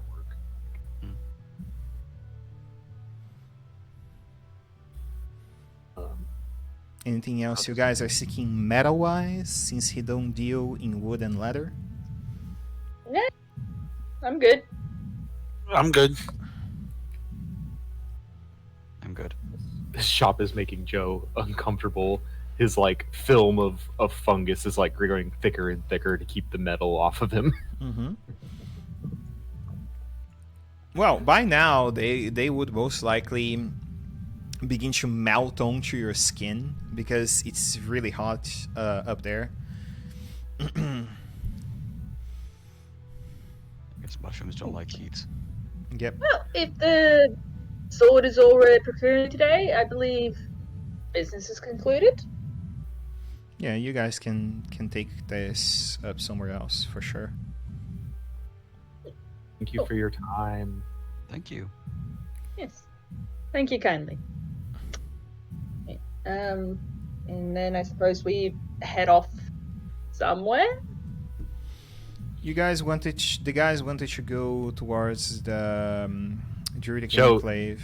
Joe says excitedly, "Can we go see the Druid Circle? Can we go see the Druid Circle?" Is it Druid Circle? There is on the west side of the city. That I don't sounds know like what's something there. fun. I don't know what's there, but I want to go see it. Adventure it is. Okay.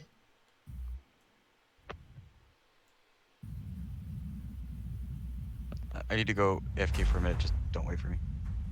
Mhm. Okay. Yeah, we've been through 2 hours. We can take 10 minutes. You guys Yeah. want to take 10 minutes? All right. Yeah. I need to use 10 the minutes restroom. then. See you guys in At field. least Sure. See you in a bit. amazing. Thank you.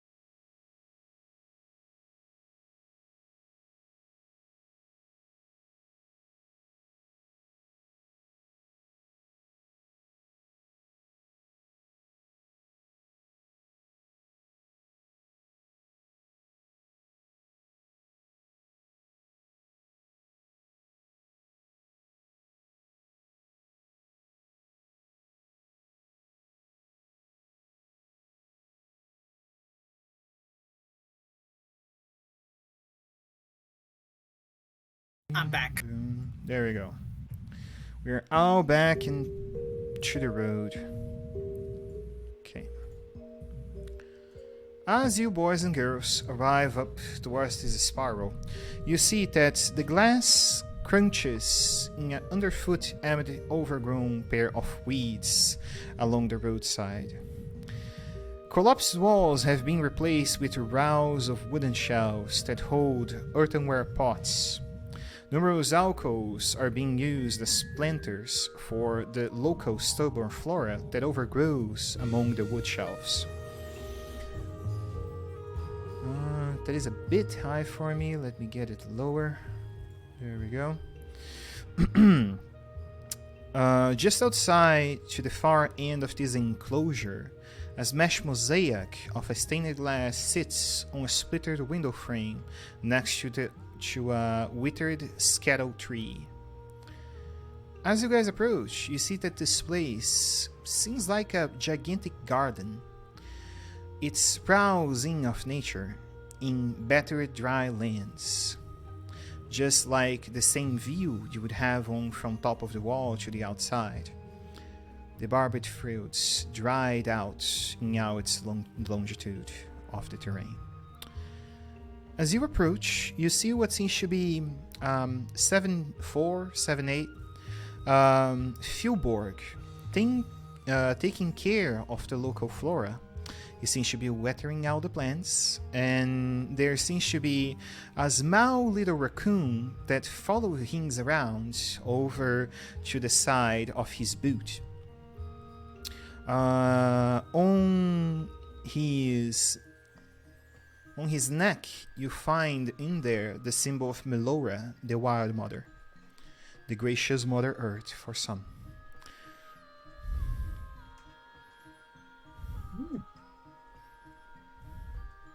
But who did you say the gardener is with the raccoon?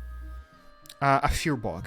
A Fjellborg is basically half giants, half gnomes. They are They are blue skin people with long beards, and they are normally people that take care of forests and that sort of stuff. They are traditionally pacifists. As per known across the Wild Mount. Cool. Sort of nudges Joe a bit. It's just like, wanna go talk? Joe is just in awe. He doesn't know what to do here. Like, this is, like, besides Acteon, he's never, like, met another druid or, like, people who do nature things. Like, he doesn't know what... He's never seen one of these things before. He doesn't even know what this thing is. It's a gardener. He can tell that much. He loves that it has a pet raccoon.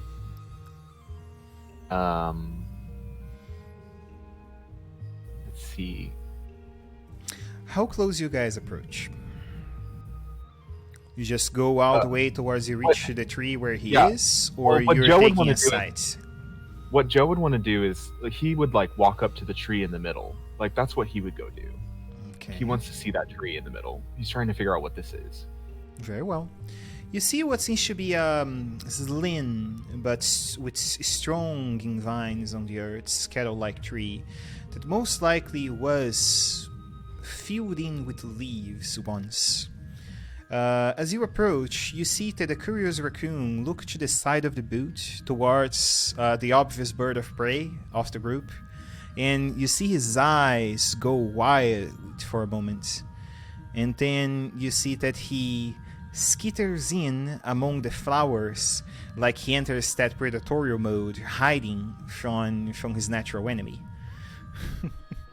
Oh, Joe notices this and looks to Drake and says, Drake, can we put away Owl for a little bit?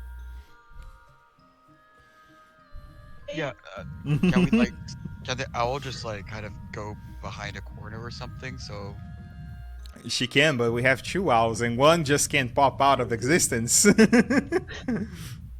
Is the raccoon scared of the owlin too? Yep. It can't differentiate? Okay. Nope. I am a bundle of feathers and beaks and dark, beady little eyes. I am not friend-shaped to the raccoon. Joe is gonna slowly approach where the raccoon has like jumped into the bushes and grow a small edible mushroom in his hand to offer to the raccoon. You see the raccoon. He doesn't mind. He doesn't mind if the raccoon doesn't take it. He just wants to offer it as like a greeting. You see the raccoon goes in between the flowers. It sniffs it a bit. It quickly goes like any rat-like creature, takes the thing and go back to his alcove to hide. That's fair. Joe is happy with that. Does that get any response from the Fearbog? Yeah, the Fearbog smiles, looks towards you fellas, making a notice. You know, his eyes connects to you. He clearly saw you guys in there, but he keeps doing his gardening, giving you guys your time and space to approach. How big is the Fearbog? If he's half 7'8". giant, half. He's 7'8". So he's erring on the side of larger than us. Yeah.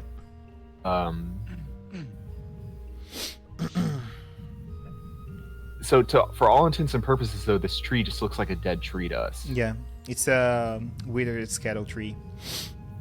It has a very long branch. I would say it reaches up to 15, 16 feet, but all the branches hold out no leaves, which is quite sad, in all honesty, because you see a lot of the branches formed in a pattern that most likely could form a very big alcove. A very big treetop. Sorry. Since I'm a druid, can I sense, like, is this tree actually dead or is it just dormant? Do you want to touch it and try knowing that with Druidcraft? I would, yeah. Okay. Do you have the Druidcraft as the spell, or...? I took it as a cantrip. Okay. Then, as you touch down the tree, you feel out what seems to be a small, tingling sensation coming from the tree, showing it still draws breath, but it's very, very, very weakened. There's no minerals on the earth for it to absorb, and the small amount that is provided by the vegetation grow by the Fearbog apparently is not enough for it to grow in full bloom again. I'm going to solicit the Fearbog then. I'm going to ask it what happened to the tree. Well, this old thing has been here, very, very long time ago. I remember when I first visited down the city. The old stone temple down there still held the banners of Avendra the Changebringer. I would say that's maybe 400 years, 300. I don't know. It is a very brave one, though, to still remain here with barely water to hold itself to. Do you know why it doesn't bloom anymore? Oh, my good friend.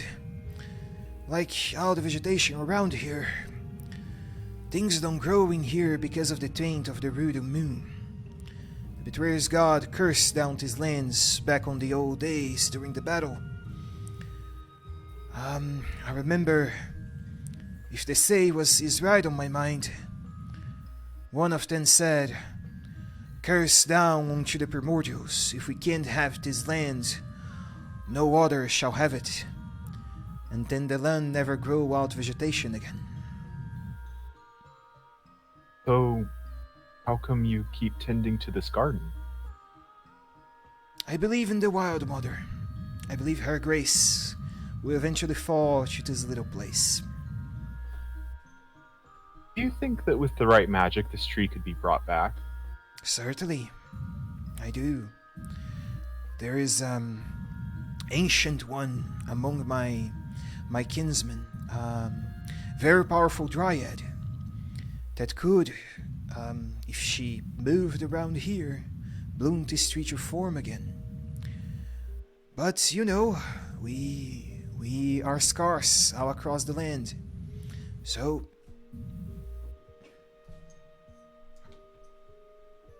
Joe has had an idea. Okay.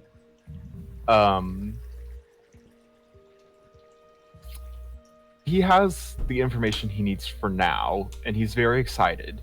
Okay. He's going to tell the Fearbog.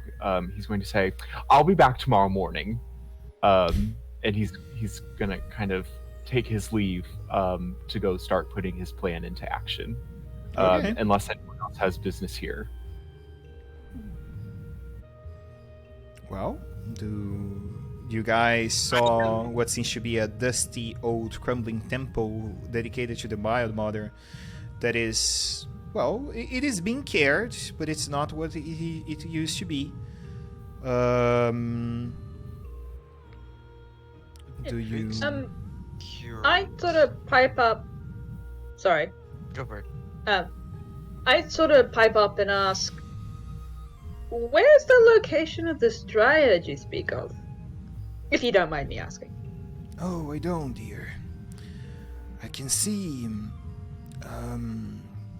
per my old memory, I would say she should be by now back on our lands, on the Grey Wildlands, on the Wild Mount. Across the other side of the mountains, really. Alright, so... I'm gonna quickly put that in notes. Alright, so... The Grey Wildlands, was it? Yep, Grey Wildlands. I can type it out. Grey... Lands. Alright. So it's in the Grey Wildlands... Where else, sorry? That's it. That's where his Druidic Enclave would be. He's basically talking about his Archdruid. The Archdruid of his order is a Satyr. Dryad, not Satyr. Sorry, Dryad. I got a little excited for a second. Kidding. Alright. No worries. Thank you. Okay. Grig's curious. Sorry, was there anything else? No, I'm good. Okay, Drig's curious whether just gonna ask the Furbolg. Would you know of a tree that's in the Pachera's Rise? The old temple of Vendra. No. Yeah. There is we were friends with a druid who is no longer with us, but he's now in a tree in the Pachera's Rise. He is the tree. He's literally a tree, yeah. He rejoined the Wild Mother in his full bloom. From a gardener to one who was taken care of. He was gracious with a good fortune. Yeah, he gave his life for one of us. He'll be missed, but trees of that nature, do they generally, because the soil here, well, no offense, but as you said, the soil is cursed. A tree growing inside the Pachera's Rise, would it be a regular tree, or No. as it came from magic, would it stay? A thing that could grow wild in this bloom certainly has something living inside of it. I see. May it only be of essence, but certainly lives. Joe mutters under his breath and says, "I knew it." Once he's finished with military service, the tree's coming back. Just kidding. Yeah, thank you. I don't know if we caught your name. Oh, how impolite of me. I'm Foghome, the Fearborg. You can call me the gardener. I'm here to help Task Hand Varentelis on his things up on the city. I'm mainly trying to produce the most food I can for the soldiers. You see, they barely receive vegetables down the city, or even fruit for that order. Eventually, I try to grace in with a few sacks of apples, or eventually some tomatoes when they grow, every once in a while. See. Well, good luck. Why are you here? Well, that's a long story. Joe, how would you express why we're here? Why Give we're me here in 1 Valentine, or why second. we're here Something in the fell, and I'm park? not sure what. Let me check on that.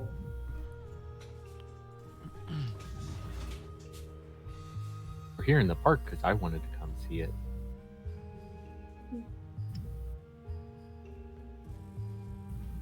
Oh, sure. I didn't know whether it was like here, or here, like in general. We're in Kazakhstan because well, Why are Very we sorry. narrative has followed here. Very sorry. I'm back. why are we here like as individuals? Why do we exist? You I can move am on. too sober for that discussion. I am too Narrative. sober for that discussion. Nope. Narrative has brought me to where I am, the existential crisis that is my life. We're here at the garden because I wanted to see it. And it seems like we had a day to kill, and it seems like the nicest place in Kazakhstan, honestly. Well, I thank you. I do my best. Would you like to I'm- pray with me? And join Yeah, in with the Wild actually. Mother? Don't do a lot of praying in the conventional sense, but I'll give it a shot. And you see that he I'm finishes deep. up his organization of the flowers and water for a few moments the rest of the vegetables, and take you guys to the small ruins of a temple. And in the middle, you see what seems to be a woman fully made out of wood in the middle, graced the wing with leaves and flowers blooming from the trunk. And right there, you see the symbol of the Wild Mother. Mother Earth for some. Pretty. Joe's gonna wait, like he'll wait until they're done praying, but Joe does want to ask them one more question. Sure. And you see Um, that he approaches in and say, Wild Mother, great bearer of all the earth, we have visitors. Today, I yet again ask you for the earth to grow again, for it to become fertile with your gifts. And on these moments, when he's praying and do you guys go in on that motion? Do you close the eyes, take the meditation stance around in Joe's there? all in. I'd like to walk up, and if it's possible, Mm-hmm. we'll set down my water skin. Mm-hmm. We're gonna set up a little circle around it. I'm gonna cast ceremony as part of this, Okay. and do some chanting, some in service to the Wild Mother, not to Morden. To kind of help the vibes out a little bit. Sure. And I'm gonna try to use blessed water for another thing here upcoming shortly. Sure. Okay. The girls will definitely join in. Okay. not? Or Owl It's an Girl. Okay. Very well. Drake, you as well? Drake's gonna like close his eyes just because he doesn't want to stick out, but he doesn't really know any druidic prayers. Since everyone joined for the moment, the following happens. Play it for me. Play it for me. There we go. As you close your eyes and go deeper on into the sound of the Fjolborg voice, you see a young human upon your vision, curse blessed to his brow by sweat, sinking to his knees in the same garden. His eyes betray what seems to be a clear lack of sleep, and despite the softness of his features, he holds like he has experienced more pain than any person in the world should bear. Do we recognize the twink? You do. It's Alexian the Apotheon. Yeah, okay. And you hear out he mutters in a low whisper. They are counting on me. They need me. But I'm exhausted. I have no energy to draw my blade. I'm afraid. Please.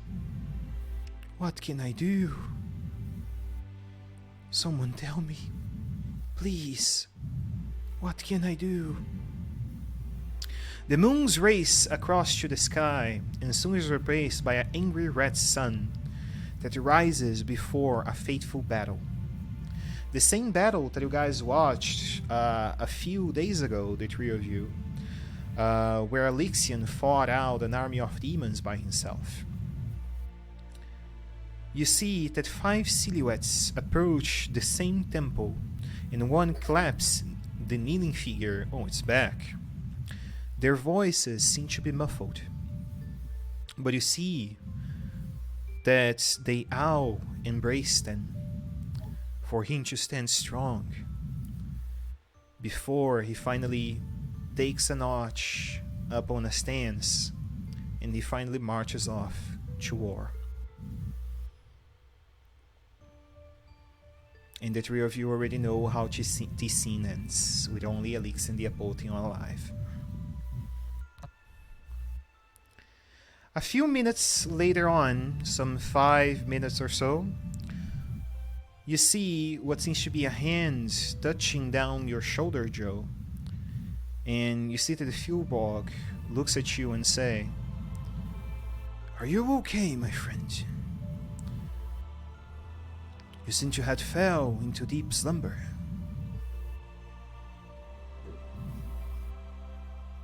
Yeah. Do you want to help me with your friends? And you see he goes over to each of you, tapping shoulders along with Joe. Bringing them back up. Okay. Mushroom spores do you have? It wasn't my spores. I'm gonna ask the Fearbog. I'm gonna tell him like I think I can rejuvenate this tree. Will you permit me to perform some magic on it tomorrow morning? Certainly, my friend. If you have the heart to it, do it. Okay, I need to prepare a spell, but I'll be ready tomorrow morning. I'll be back. Very well. Does anyone ask about the vision? Yeah! Yes, for it. please. What the fuck? Did the Fearbog also have the vision? Apparently no. He was there to wake you guys up. Okay. All of us. Yep, all of you had the vision. Only the three that were playing before saw what happened after the scene. Oh. Yeah, Yeah. so realizing that the two new recruits have seen the vision, Joe's gonna say, like, what would he say? Something like, this isn't the time to explain that, but we'll explain that to you when we get back to the inn. Like, you know how that vision ends, and this isn't the place for that kind of story. I don't like people messing with my head, my friend. Yeah, no, that's Don't worry. It wasn't the Fearbog who did that to you. It wasn't him. It's this place that did that to you. It's not him. Insight check, because I don't know what the fuck's going on. Yeah, and First You time. trust him. You trust him. He has no reason to lie. Okay. okay. But anyone got a question? I think the bird got a question for the Fuelbarg. No, I asked the question from before. It's fine. I'm more interested in the vision because Do you want to maybe she. relay the vision you saw to him? Oh, he did say not here, so it's sort of like okay, we'll be talking at the inn. Okay. Let's go there now. Well, you can. I mean, this part of the vision If was you care to alright. relay what we just saw to the Fearbog, I think that's fine. You can. Tell Okay. it now. Yeah, it's just like, oh, that was certainly a sight. And she explains seeing a guy kneeling down and the silhouettes of other people coming to support him and then wandering off to war, presumably. It's just like, yeah.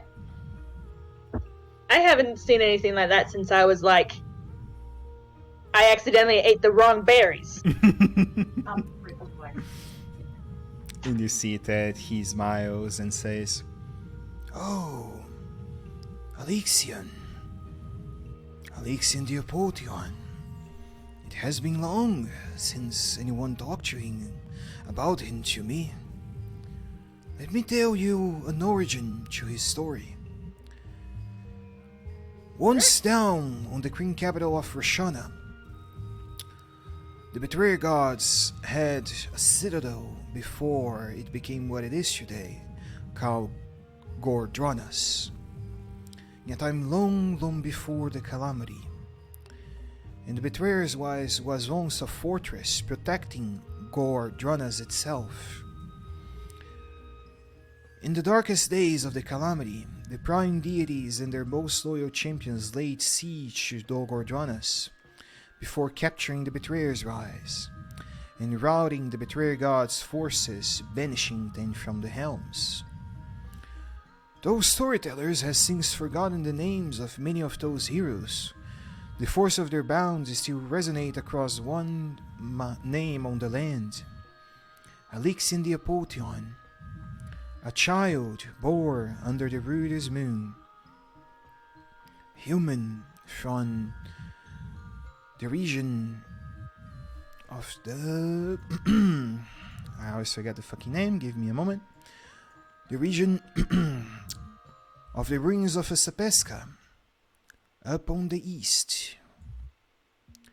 There, under a simple shed with no graces, no comforts, born a human baby of sunburned skin and a symbol to his right cheek. This baby was believed by his kin to be cursed, and that he would never, ever be healthy or hold anything to his own, apart from a lot of suffering on his destiny. Even so, even of such a woe of a day, he became what he became. Do you mind walking with me? And you see he take all of you guys towards a few alcoves in the temple, and then he shows you guys what seems to be some engravings up on the walls and along the tree banks that says the following: "Friends forever, don't forget our promise. You owe me a drink on the marquee. A. I am writing this record of stating I will never ever do you again. This is written proof, promise to show you the mountains of my home one day. We love you. We will always be with you. I'm not entirely sure what these markings were for, but they are ancient. I can tell they are at least 100 years old. take me for a dreamer, or maybe just a greased old hoping man. But I believe that whoever was friends with Elixir and Apotheon on the day was here on the same temple. And they shared out a lot of love before the final moments that he traversed through whatever he done here.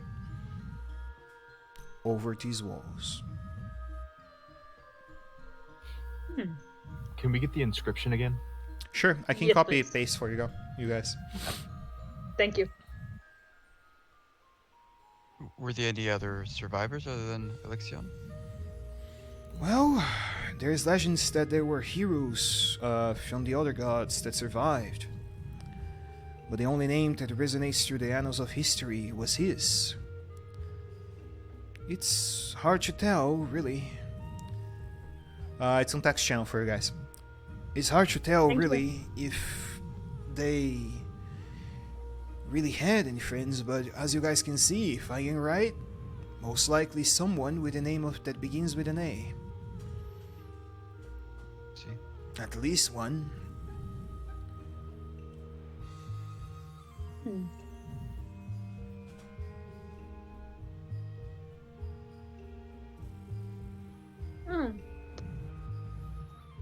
I hope at least someone got a happy ending.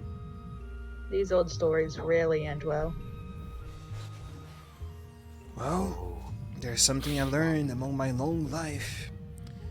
Is that those that draw a blade to protect find out their memories to be recognized by those they love.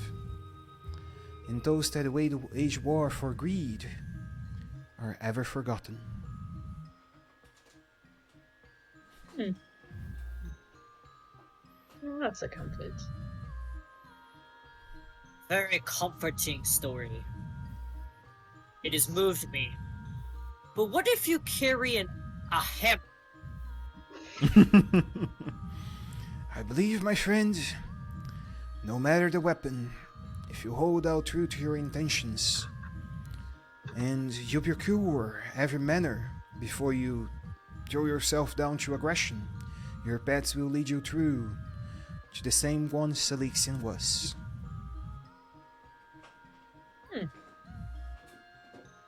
That'll be good. Alright.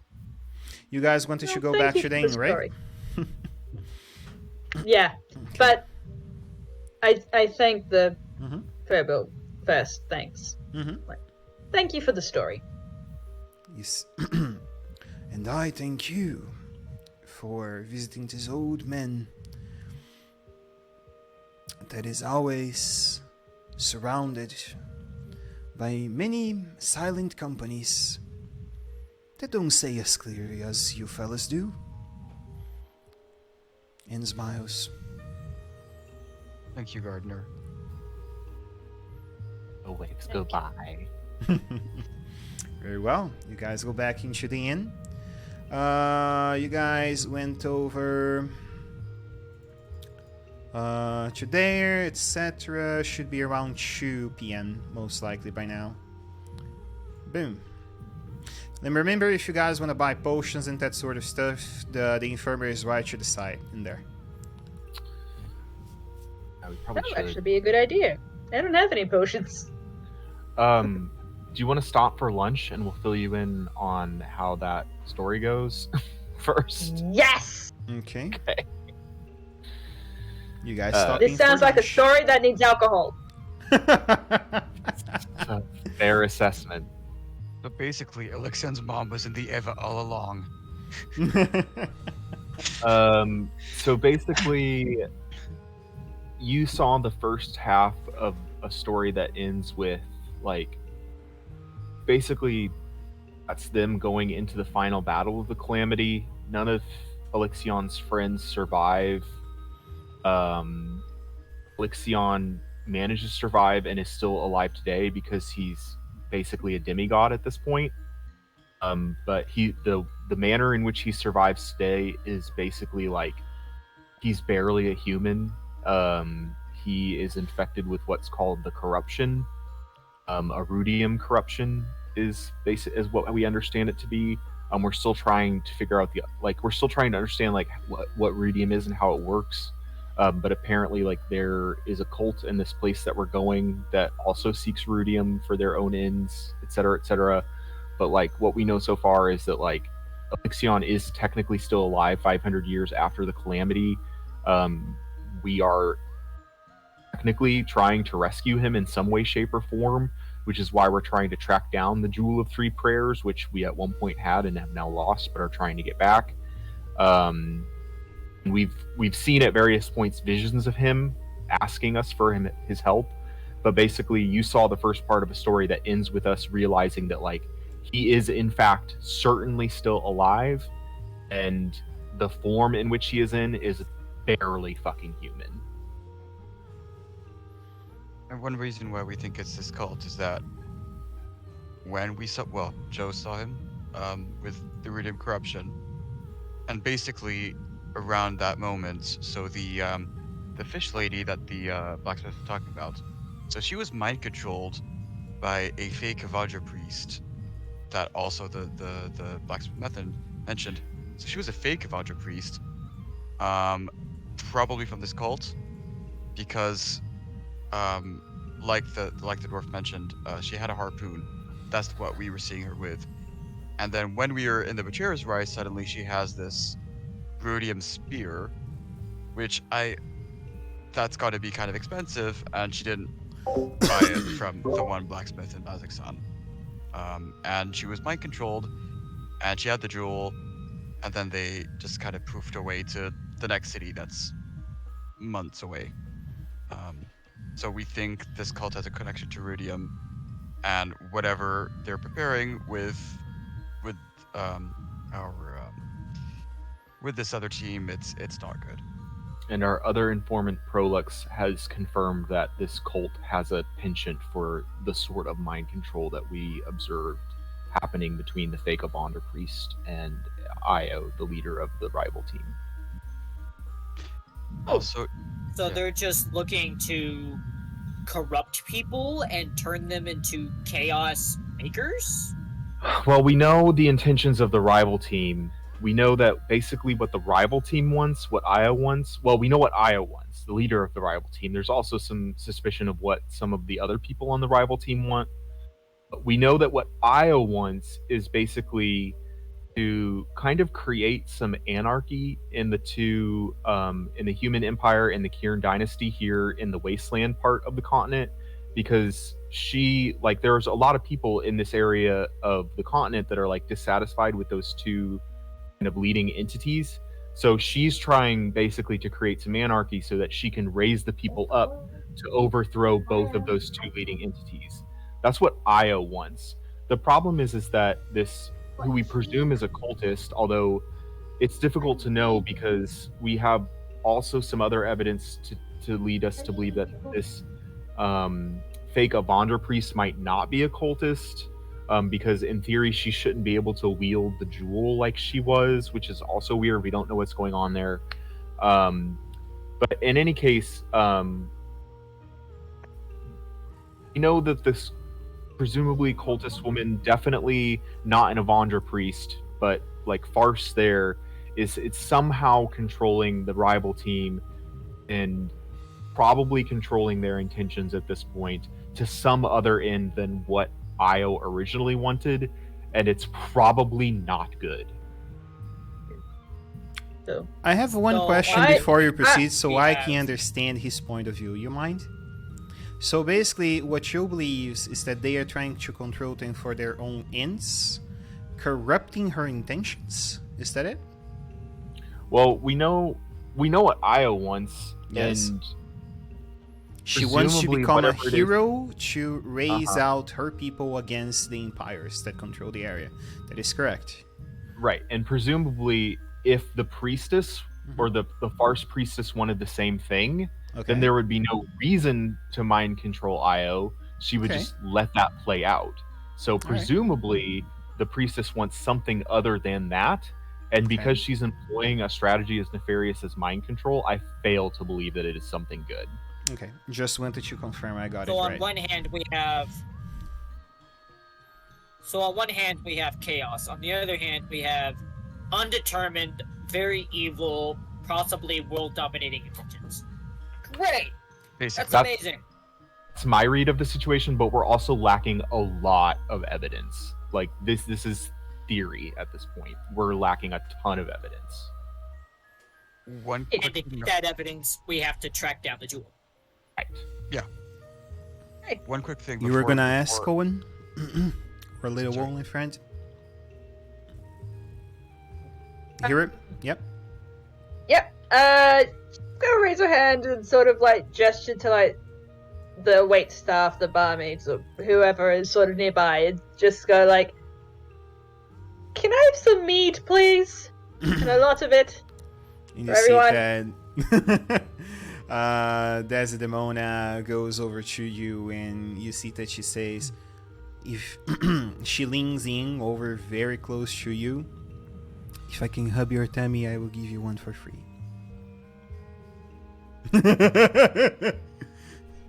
Yeah, okay. So, Appreciate it. huh? And you see that she leans in over the back on the middle of the aisle and begins to hub her fingers over her tummy.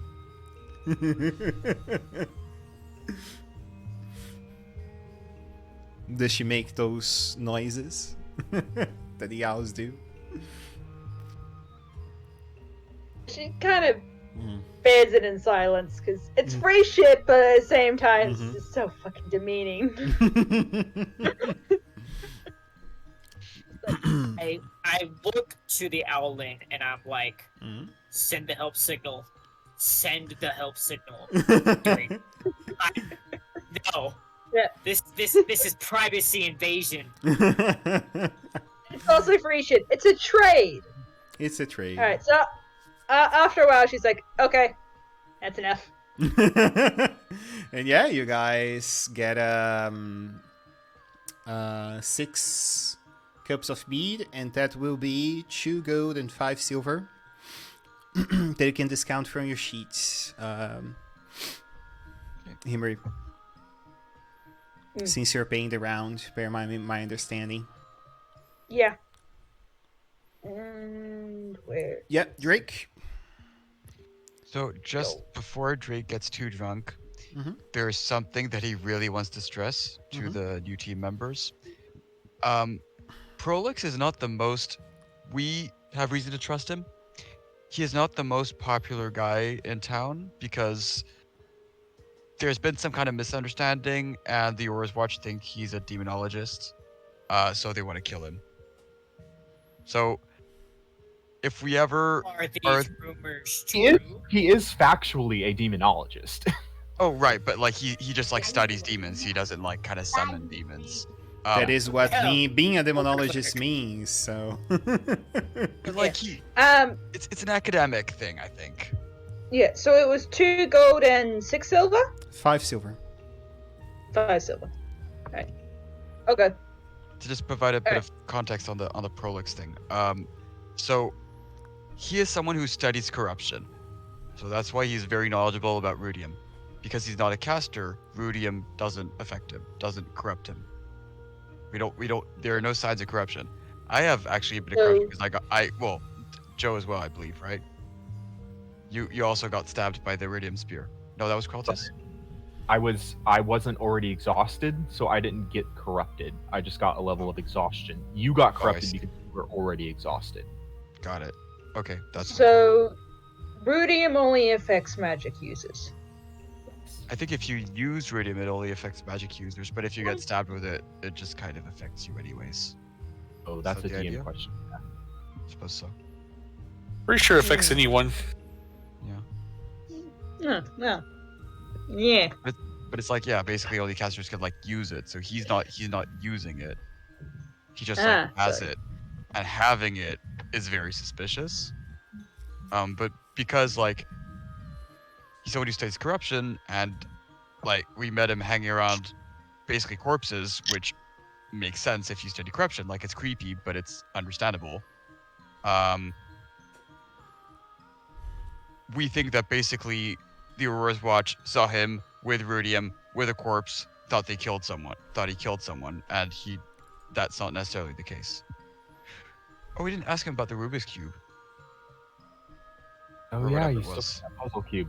Well, we're gonna be traveling with him, so there's no rush. Cool. But yeah, all that to say, like, if we're with him, the Aurora's Watch we might want to like try to hide him a bit if we're passing the gate, so that the Aurora's Watch doesn't see him and try to murder us all for helping who they believe to be a criminal. So, Also, pretty in sure summary, this is the city. Sorry, go ahead.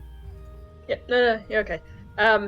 So in summary, ancient magical hero figure who is alive through very unpleasant means is either sending us or we are receiving visions of the past to help us guide. Well, you guys, I got the vision, so I might tag along anyways. To hunt down crystals, relics to what end? Well, Save basically, yeah, save him. So basically, Okay. the first person who actually had the vision of him was the tree guy actually. Oh, The guy who became a tree, is the one okay. who saw a vision of him way back in Tutorial Village, where he was just down in the core of an Evangelion, with like just the little Walkman, and he was like he was just like huddled in a corner. He was like, "Please save me." And yeah, so basically we had this jewel with 3 prayers, that I suppose only had 1 prayer in it, and then we're supposed to like just catch all of the prayers, and then instead we kind of put it into this just like The like other how team nicked it. indirectly, yes. You know how Yeah. like sometimes at weddings you got like a shoebox and people just kind of put money into it. We kind of did that with the jewel to open a door, which is the bit we left out. We were gonna die if we did. We were gonna die. the- Yeah. It's like we could have checked like 6 doors and then lost 6 party members while finding the doors. So, but so yeah, like it's still, at least it's still, the jewel still exists. It is still in this plane. The other guys have it, which isn't great, but it turns out they can't. As far as I can tell, they can't use it because AO tried to use it and nothing happened. But they still have it. But at least if they have it, then we can get it back somehow. Yeah. Yeah. Um, Fair enough. Okay, so there are more of these prayer jewels. Just one. Just There's one? one, but we have to pray 3 times. Well, I guess one prayer is out of the way. The second one was actually in the Patriarch's Rise, but nobody prayed on it. So I guess I don't know if we'd actually have to come back here to pray on it to charge it fully, or how that works. I don't know. Alright. So the crystal needs to be taken to places of significance to Alexion's story? To the 3 prime deities. So Yes. so there was, who was the first one? Sehanine Moonweaver. So it already has the power of Sehanine Moonweaver. It did receive the blessing of Avandra, and there's another one. Yeah, I don't know the third one's name. Okay. Corel Lorentor. So now you guys are all sort of trying to get the crystal back and beat these cultists, save Alexion, and the rudium stuff is basically, is it a mineral or is it more like a living thing? A living thing. It's basically a curse upon his Alexion's blood. How I understood it. So it's living corruption, and getting infected with it or getting touched by it is a really bad idea. Okay. Wow, I thought this was going to be a boring day. Alright then. I have a bad memory, so can someone just rephrase? Did I hear living minerals that corrupt people, and now we have to go and find this jewel to save a single person from dominating the world? The person that we're trying to save is the guy who ended the calamity 500 years ago. So he's team good. He won't save him. And the problem is, like, Betrayer gods cursed him. right. So in the process of saving the world from the calamity, he got the short end of the stick.